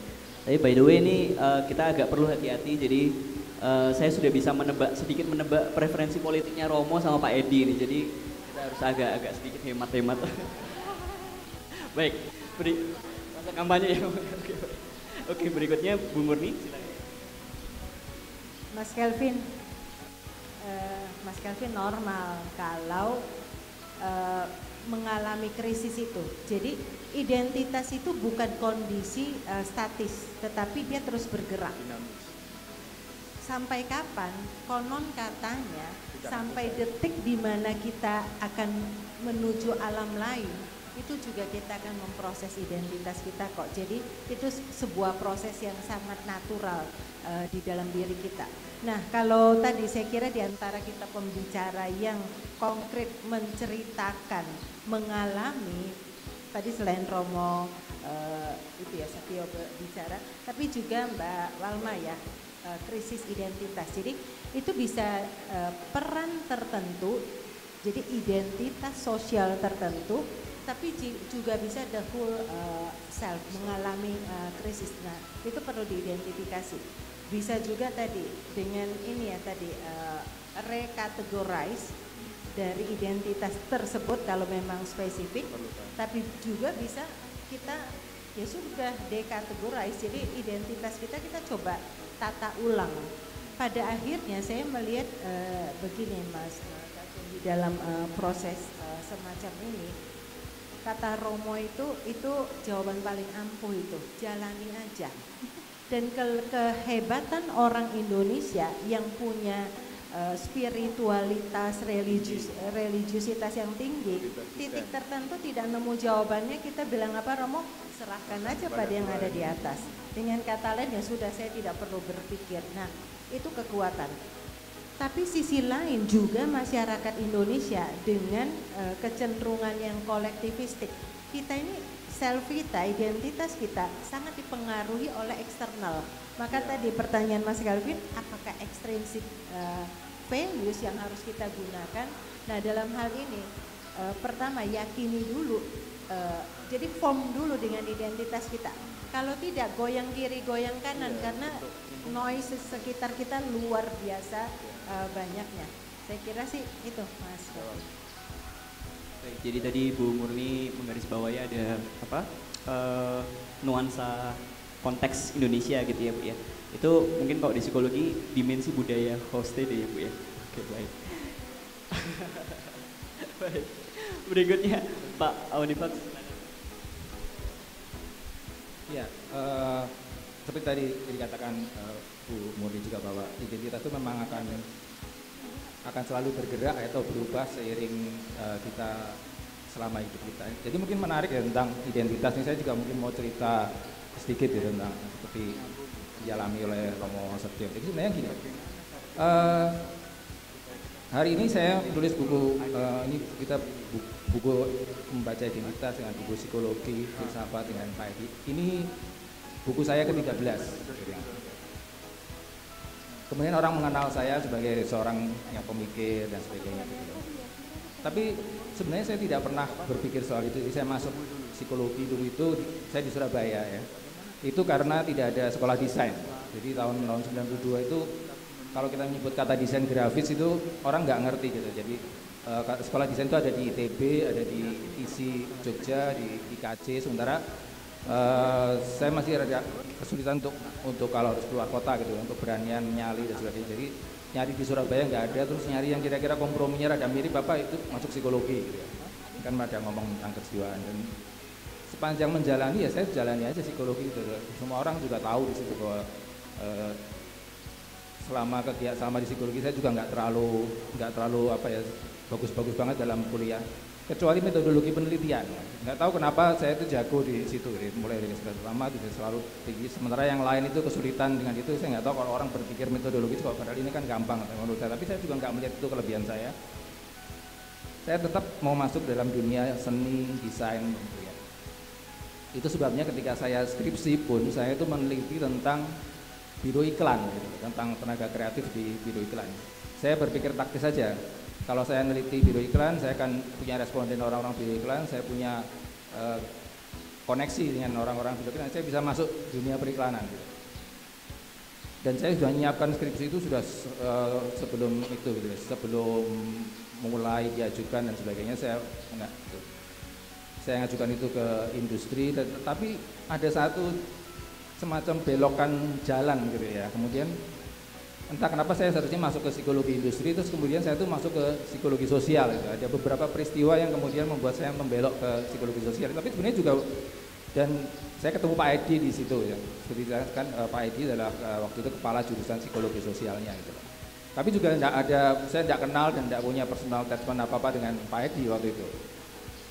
Cuman karena Pak Edi itu dulu ada mata kuliah namanya psikologi sosial organisasi, pesertanya itu cuma 4 gitu loh. Pak Edi itu selalu mau terima walaupun kelas itu cuma 2, 3 dia tetap jalan, kalau yang lain mungkin harus 15 tuh. Jadi pesertanya 4, terus yang satu tuh tidak pernah masuk, satunya kadang masuk kadang enggak, satunya cewek, ia rada rajin tapi kadang-kadang juga enggak masuk. Jadi karena kelas itu jadi kenal sama Pak Edi dan Pak Edi mengundang ke psikologi sosial gitu. Terus kemudian masuk ya, terus kemudian akhirnya memilih ke psikologi sosial. Jadi pembimbing pertama saya itu Pak Edi, pembimbing kedua saya itu Pak Fauzi. Pak Edi itu waktu itu dikenal sebagai dosen yang susah gitu loh. Pak Fauzi itu juga gitu loh. Jadi sudah pasti kalau pegang Pak Edi itu bisa bertahun-tahun tidak lulus, itu sudah, dan menurut Pak Edi itu bukan urusan saya untuk memikirkan kalian harus lulus cepat gitu. Jadi tugasnya adalah membenahi cara berpikirnya. Dan dia masuk ke, saya coba milih Pak Edi. Saya itu mungkin satu-satunya di Ubaya yang pembimbing pertama Pak Edi, pembimbing keduanya Pak Fauzi. Jadi kadang-kadang nggak kuat, satu aja sudah nggak kuat. Tapi saya waktu itu kebetulan sih ya sudah, karena Pak Edi adanya Pak Fauzi ya sudah, saya jalan aja, bukan karena itu, tapi karena saya pikiran saya tentang advertising itu. Ini harus jadi dan bisa jadi batu loncatan saya masuk advertising. Tapi itu yang kemudian mengubah banyak hal dalam hidup saya. Saya jadi kemudian berpikir tentang metodologi, saya mencoba berpikir tentang teori, dan kemudian itu berlanjut sampai sekarang. Jadi orang dulu hanya mengenal saya itu orang yang jago desain, jago gambar, dan kuliahnya ya gitu-gitu aja gitu ya. Dan orang pada kaget gitu loh, sekarang kamu bisa sampai sejauh ini. Jadi sebenarnya identitas itu dijalani aja gitu loh. Jadi walaupun kita harus menempuh satu jalan, tapi sebenarnya kita jalan aja. Jadi akhirnya kita akan mengalir ke satu jalan. Kalau kita melakukan itu yang terbaik dan memang itu menurut keinginan kita, saya pikir itu kita tidak akan menyesali itu, daripada kita kalau harus mengikuti orang lain apa dan kemudian gagal apa, itu akan menjadi penyesalan kita kalau kok nggak gitu taruh diri sendiri gitu. Dan tadi sampai kita meninggal pun identitas itu tetap akan bergerak terus ya. Dan itu mungkin dan kita bisa, dan ketika kita meninggal, yang tertinggal itu mungkin makna dari identitas kita itu gitu ya. Itu mungkin kelebihan seberapa kita bisa membangun makna atas hidup kita. Itu mungkin kelebihan dari makhluk-makhluk mortal gitu ya, daripada makhluk-makhluk yang abadi gitu. Makhluk yang abadi dia bisa dicintai dan dia bisa membangun makna tentang hidupnya ya. Gitu. Makasih Pak. Ya baik Pak Audi, terima kasih. Jadi Pak Audi dan Pak Edi ini relasinya dosen mahasiswa dulunya ya Pak Audi ya. Tadi Pak Audi menjawab pertanyaan Mas Kelvin dengan menceritakan tentang fase kritisnya gitu ya. Jadi Pak Audi bilang Pak Audi ini kesasar aja sampai berapa buku? Berapa? 13 buku. Jadi semoga kita semua kesasar tapi juga produktif dan sukses di bidang masing-masing yang tersasar itu ya. Baik. Kita masih ada 2 penanya lagi boleh, tapi mungkin kedua saja ya. Jadi maksudnya ditanyakan ke dua penjawab saja ya. Mungkin tadi Ibu dulu. Tadi antara Ibu. Boleh ya, boleh. Ya, boleh. Panitia boleh mic ke Ibu? Oh. Selamat sore. Perkenalkan saya Mildawani, identitas singkat saya teman kuliahnya Pak Edi Romo, karena dari dulu memang dipanggilnya Romo. Sampai waktu saya mengajak suami saya ke sini, dia tanya, emang pernah jadi Romo katanya. Tapi itu panggilan akrab kami Edi Romo, gitu ya. Tadinya saya mau tanya. Selamat sore, salam kenal untuk Mas Audi, Bu Murni, selamat sore, Mas Leo dan Romo Setio, selamat sore. Tadinya saya mau nanya alasan untuk menulis apa ini judulnya membaca identitas, tapi rupanya dalam perjalanannya sudah terjawab. Satu pertanyaan berikutnya untuk menyingkat, sebetulnya banyak dari paparan muncul apa ya, curious gitu ya, pengen diskusi lebih lanjut karena memang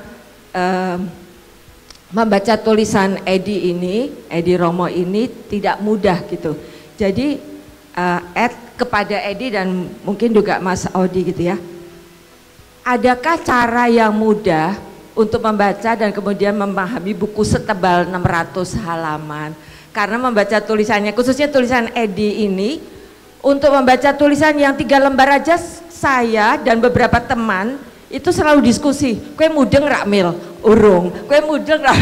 Jadi kami, jadi mungkin ada cara yang lebih apa ya, mungkin praktis untuk bagaimana memahami. Kemudian juga pertanyaan untuk Mas Audi gitu ya, adakah cara yang simple untuk memperkuat identitas itu gimana Mas? Dan juga mungkin juga bagaimana nih bisa menulis sampai 13 buku dengan kesibukan yang luar biasa gitu. Itu saja dulu, terima kasih. Nanti berikutnya ada diskusi yang berikutnya ya di luar mimbar ini ya. Matur nuwun Mas Leo. Baik, terima kasih Bu Milda atas pertanyaannya. Bu Milda makasih tadi juga membuka rahasia ya. Ternyata Pak Edi pernah punya krisis identitas ya. Ya, Romo ya. Ya, memang dari dulu. Dan memang ini tambahan identitas Pak Edi selalu menjadi ketua angkatan kami. Apa itu waktunya sebutannya? Ada Queen dan Ratu dan Raja. Ya di angkatan kuliah S1 kami. Ya. Baik, terima kasih banyak Bu Milda. Berarti ditujukan ke Pak Edi dan Pak Audi ya. Silakan Pak Edi dulu. Ya, bagaimana membaca buku setebal itu ya. Dan secara frase membacanya itu adalah membaca buku, membaca identitas, ya kan? Bagaimana membaca setebal itu? Menurut saya juga ketika saya kesulitan membaca, itu saya mulai dari quote-quote aja gitu kan. Misalnya, oh kenapa sih Edi ini nulis mulai dari Blowing in the Wind gitu kan. How many times, ya kan, dan seterusnya itu kan. Kenapa itu mulai dari misalnya ada puisi-puisi, ada kisah-kisah. Kenapa ada yang diangkat itu misalnya tentang tentang ya di situ banyak misalnya tentang kejadian-kejadian yang berhubungan dengan orang yang memulai wajah ya, untuk kemudian menganggap bahwa dia itu sakit ya, atau dia mendapatkan penganiayaan ya kan. Jadi mulai dari yang seperti itu aja. Kalau perlu mulai dari gambar dari sampul kulit gitu kan. Yang menarik-menarik aja dulu gitu kan. Supaya kita mulai terpantik iya opo sih karepe gitu kan. Nah, itu baru kita masuk gitu kan. Jangan memaksa diri kita untuk melakukan saya harus menaklukkan. Itu berarti kita sebelum membaca membaca buku membaca identitas, kita sudah mengalami krisis identitas. Terima kasih. Terima kasih banyak Pak Edi. Silakan Pak Audi menyambung. Ya, sebenarnya kalau tadi sebenarnya kita punya satu tujuan besar gitu ya, yang memang buat kita itu penting gitu loh. Jadi sebenarnya saya itu orang yang sebenarnya tidak suka terlalu saya suka sesuatu hal yang sifatnya imajinatif atau visual gitu, dan kemudian saya mencoba menerjemahkan itu bahwa saya harus kerja di bidang seperti itu dulu, pengen jadi komikus, pengen jadi, tapi ternyata juga nggak terlalu kelihatannya nggak jelas juga sekolah di mana sebagainya, terus kemudian pengen jadi desainer grafis, pengen masuk advertising, jadi saya mencoba menerjemahkan itu. Tapi itu tadi saya mencoba mengikuti arus itu loh, ketika saya memilih untuk masuk psikologi sosial dan pembidiknya Pak Edi, kemudian Pak Fauzi, itu tuh orang itu kaget gitu. Karena saya sebenarnya terlambat, saya tahun 92 dan baru lulus tahun 2000, skripsi baru tahun 99. Nah, kemudian banyak yang nasihatin saya gitu loh. Bahkan ada satu anak di angkatan 95, jadi di bawah saya, memang saya 92 tapi lulusnya bareng angkatan 95 gitu. Ada anak 95 yang cum laude-nya angkatan 95 gitu ya. Dan sebelumnya dia ke Pak Fauzi gitu, dan nggak tahan gitu, terus kemudian dia pindah ke industri. Itu dia nasihati saya gitu. jangan macem-macem, kamu udah terlambat, dan nanti kalau kamu 3 tahun, 4 tahun nggak lulus terus gimana gitu. Tapi saya nggak berpikir, karena saya berpikir tentang advertising itu, tapi harus bisa menyelesaikan ini dengan baik dan kemudian jadi bisa jadi batu loncatan itu. Nah sebenarnya itu, jadi orang banyak ngomong, kalau tadi ada Edi Romo, sebenarnya di psikologi dulu itu juga ada yang ikut Pak Edi itu Pak Edi Sukardi gitu ya, Edi Sukardi mengerti gitu kan ya. Jadi dan sama saya juga merasakan itu, jadi diantara kita yang bimbingan gitu ya, habis bimbingan itu Pak Edi tadi ngomong gini, ini maksudnya apa? Itu kadang kita diskusi sama anak-anak yang bimbingan itu. Nah kalau ada iceberg system di situ, itu salah satu yang juga kita sempat jadi diskusi kita. Ini maksudnya Pak Edi itu apa ya dulu sempat. Nah itu kemudian karena rada nostalgia saya coba cantumkan kembali di buku ini. Jadi itu dulu yang pernah di dan sekian berapa tahun 2000 berarti hampir 23 tahun lalu sebelum buku ini terbit gitu. Jadi kita ikuti aja apa yang memang kita rasa nyaman dan kita nggak terdikte sama orang bahwa orang katakan oh jangan lewat sana nanti kamu gini kamu gini. Tapi kalau kamu nggak punya hati yang kuat dengan itu, ya sebenarnya nggak ada masalah dengan itu. Apapun resikonya, kalaupun kita gagal tapi kita lakukan dengan memang keinginan kita, itu akan jadi pelajaran baik untuk kita bisa tumbuh lebih baik. Baik, terima kasih banyak atas jawabannya Pak Audi, Pak Edi, Bu Milda. Sudah terjawab ya Bu ya? Baik, terima kasih banyak Bu Milda. Berikutnya satu penanya terakhir Pak Fauzi tadi ya. Pak Fauzi silahkan, karena keterbatasan waktu mungkin dipilih 2 ya Pak, maksudnya 2 penjawab. Ya baik, terima kasih, selamat sore Pak Edi, Pak Audi, Pak. Pertama itu tadi sama Pak Edi pernah kita singgung tadi, how many road must a man walk around. Saya marah juga sama Bob Dylan ini, berapa jalan katanya, ternyata nggak ada jalannya. Itu satu, orang harus buka sendiri jalannya. Yang kedua, pertanyaan sebenarnya ke Pak Audi, Pak. Membaca identitas itu ada tarot di situ. Bagaimana nih tarot bisa nggak membaca kemana ini jalan ini? Itu. Yang kedua mungkin tadi menarik juga pertanyaan Bu siapa tadi? Sejak kuliah juga begitu. Ada namanya Bu Warnain ya. Sampai ibu itu nggak suka sama filsafat. Setiap baca kalimat Pak Edi dia bilang itu filsafat. Tapi saya agak beda menanggapi Pak Edi. Karena itu pada suatu hari, baik Pak Edi ajar saya psikologi, saya ajar Pak Edi menulis. Akibatnya apa? Saya jadi psikolog, Pak Edi jadi penulis. Pak Edi keluar dari pegawai negeri, saya masuk pegawai negeri. Jadi ada krisis identitas juga di situ kita berdua. Sampai sekarang itu ada apa? Kita coba memahami bolak-baliknya itu. Karena itu saya sangat memahami tulisan-tulisan Pak Edi itu. Bukan tulisannya, Ibu harus kenal Pak Edinya dulu. Terima kasih. Ya baik, terima kasih banyak Pak Fauzi. Mungkin karena keterbatasan waktu, Pak Fauzi yang terakhir ya Bu ya. Mohon maaf sekali. Nanti mungkin bisa dilanjut setelah forum ini gitu ya.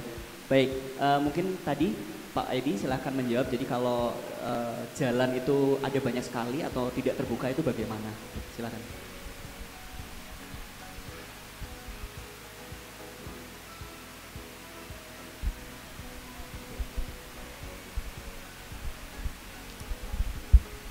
Baik.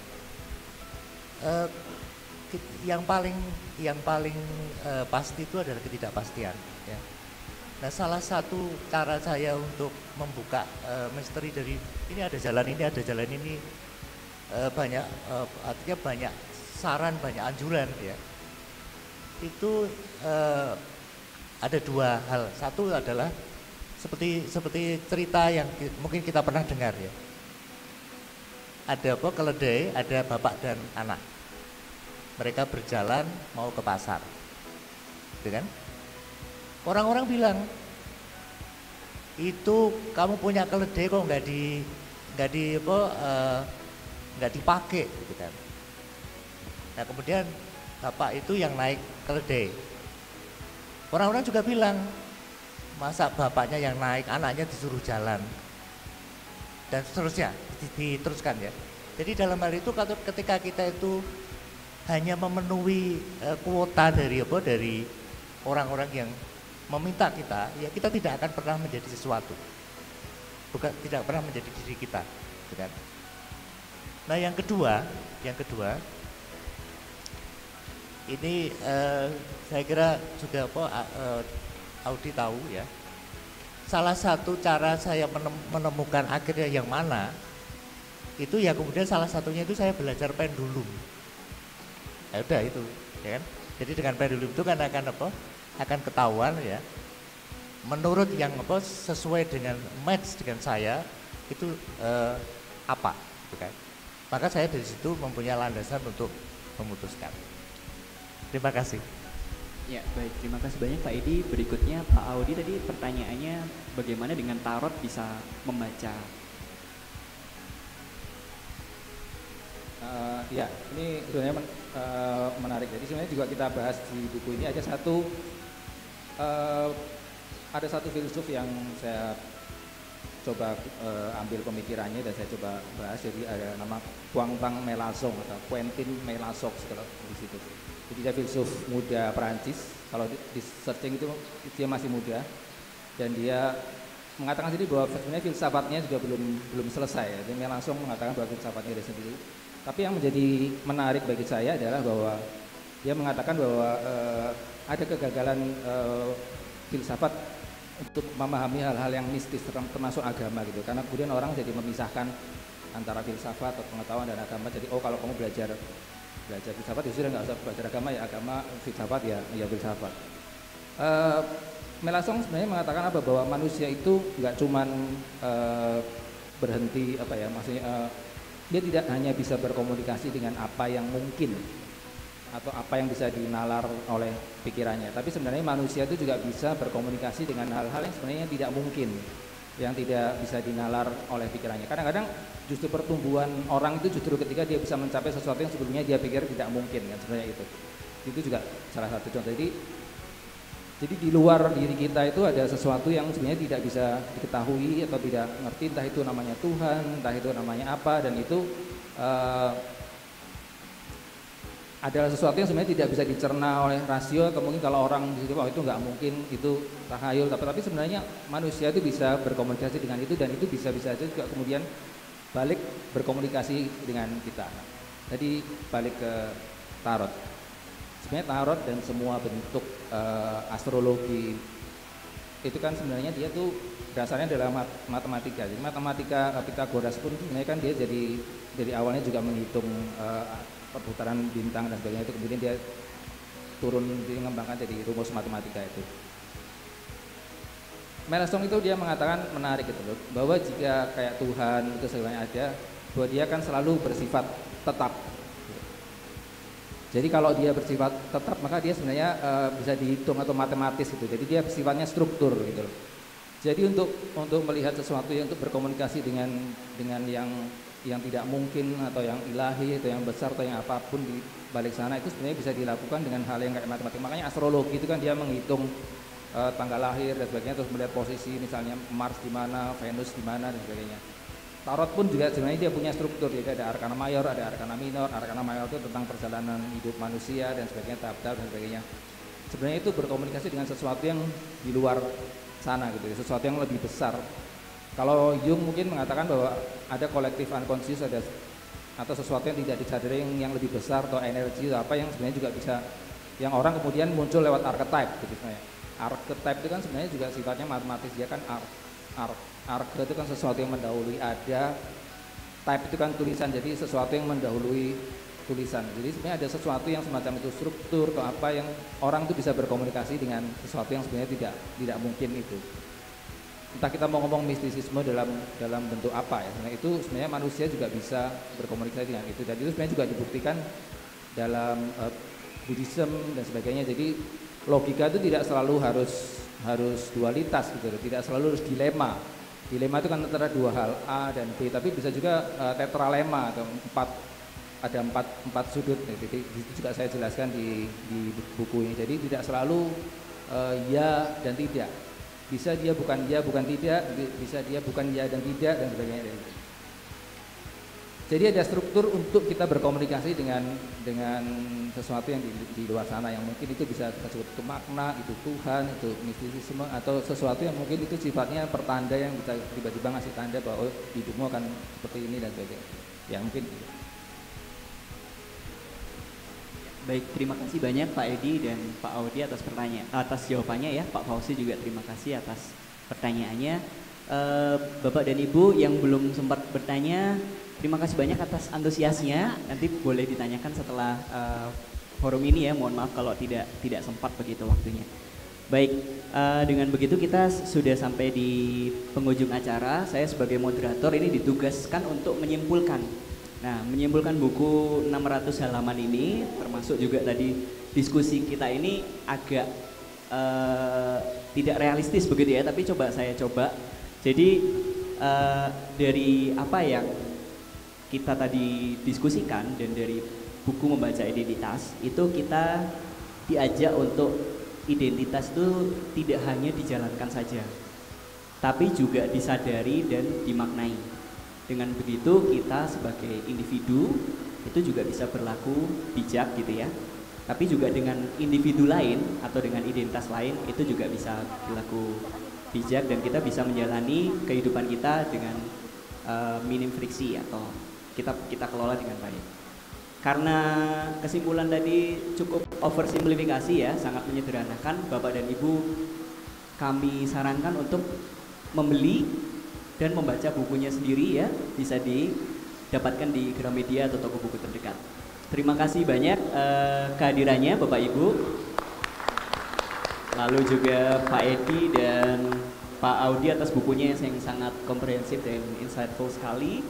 Bu Murni atas tambahan tinjauannya dari disiplin psikologi, Romo Setio dengan tambahannya dari disiplin filsafat. Waktunya kami kembalikan ke MC. Terima kasih. Oke, luar biasa sekali ya. Tepuk tangan sekali lagi dong untuk para pembicara kita dan moderator kita. Jadi kita semakin tahu ya gimana cara membaca identitas kita. Karena seperti yang tadi disebutkan oleh Ibu barusan bahwa hidup itu benar-benar selalu berkembang ya Bu ya. Dan kita juga harus selalu membangun konstruksi diri kita semakin baik ke depannya. Jadi sebelum kita nanti mengakhiri acara kita ini, mungkin kita ada sesi berfoto-foto dulu kali ya. Jadi mungkin kepada para Bapak dan Ibu dan kepada Mas Moderator, Mas Dadan, dan kepada penerbit Gramedia Buku Utama, mohon untuk maju ke depan untuk kita dapat memberikan cenderamata dan foto-foto bersama. Serta kepada Bapak, kepada para pensharing juga.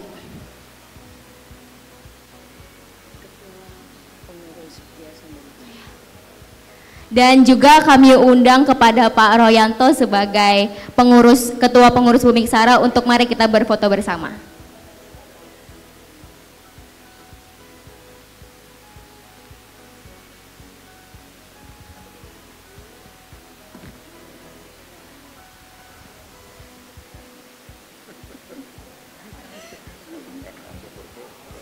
Apa Pak?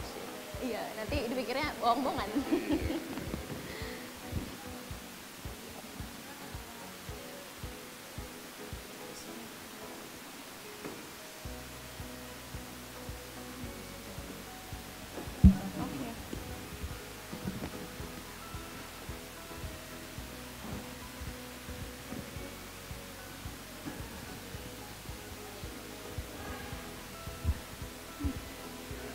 Kameramen siap? Oke. Oke nih gitu.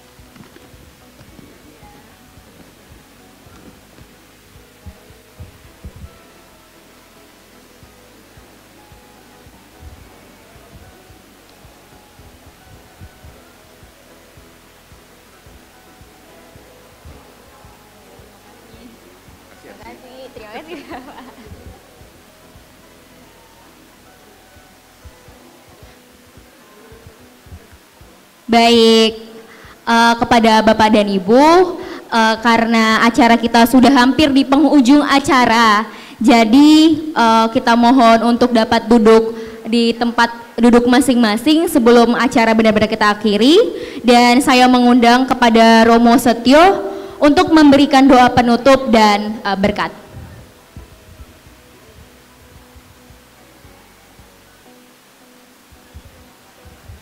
Baik teman-teman, mari kita berdiri, kita akhiri acara ini dengan syukur kepada Tuhan. Dalam nama Bapa dan Putra dan Roh Kudus. Amin. Bapa yang Maha Baik, terima kasih untuk acara sepanjang siang sore hari ini. Kami belajar banyak, kami sharing, berbagi ilmu dan pengalaman.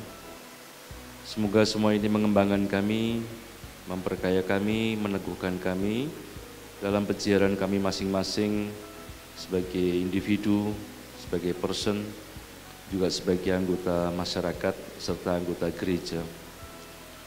Berkatilah kami semua, berkatilah Mas Edi, Bapak Audifax yang sudah berjerih payah menulis buku ini.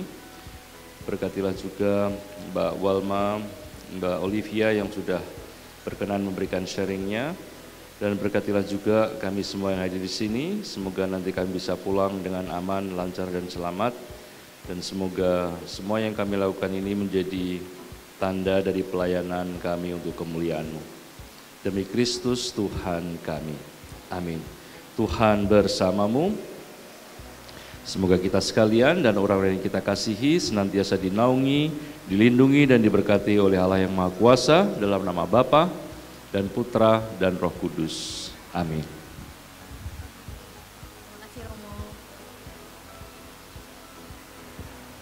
Baik, terima kasih. Oleh sebab itu, maka dari itu acara dari Bedah Buku Membaca Identitas resmi ditutup. Terima kasih banyak semuanya. Dan kepada Bapak dan Ibu, jikalau masih diperkenankan, kita boleh maju sekali lagi ke depan untuk berfoto bersama dengan seluruh peserta. Yuk, yuk.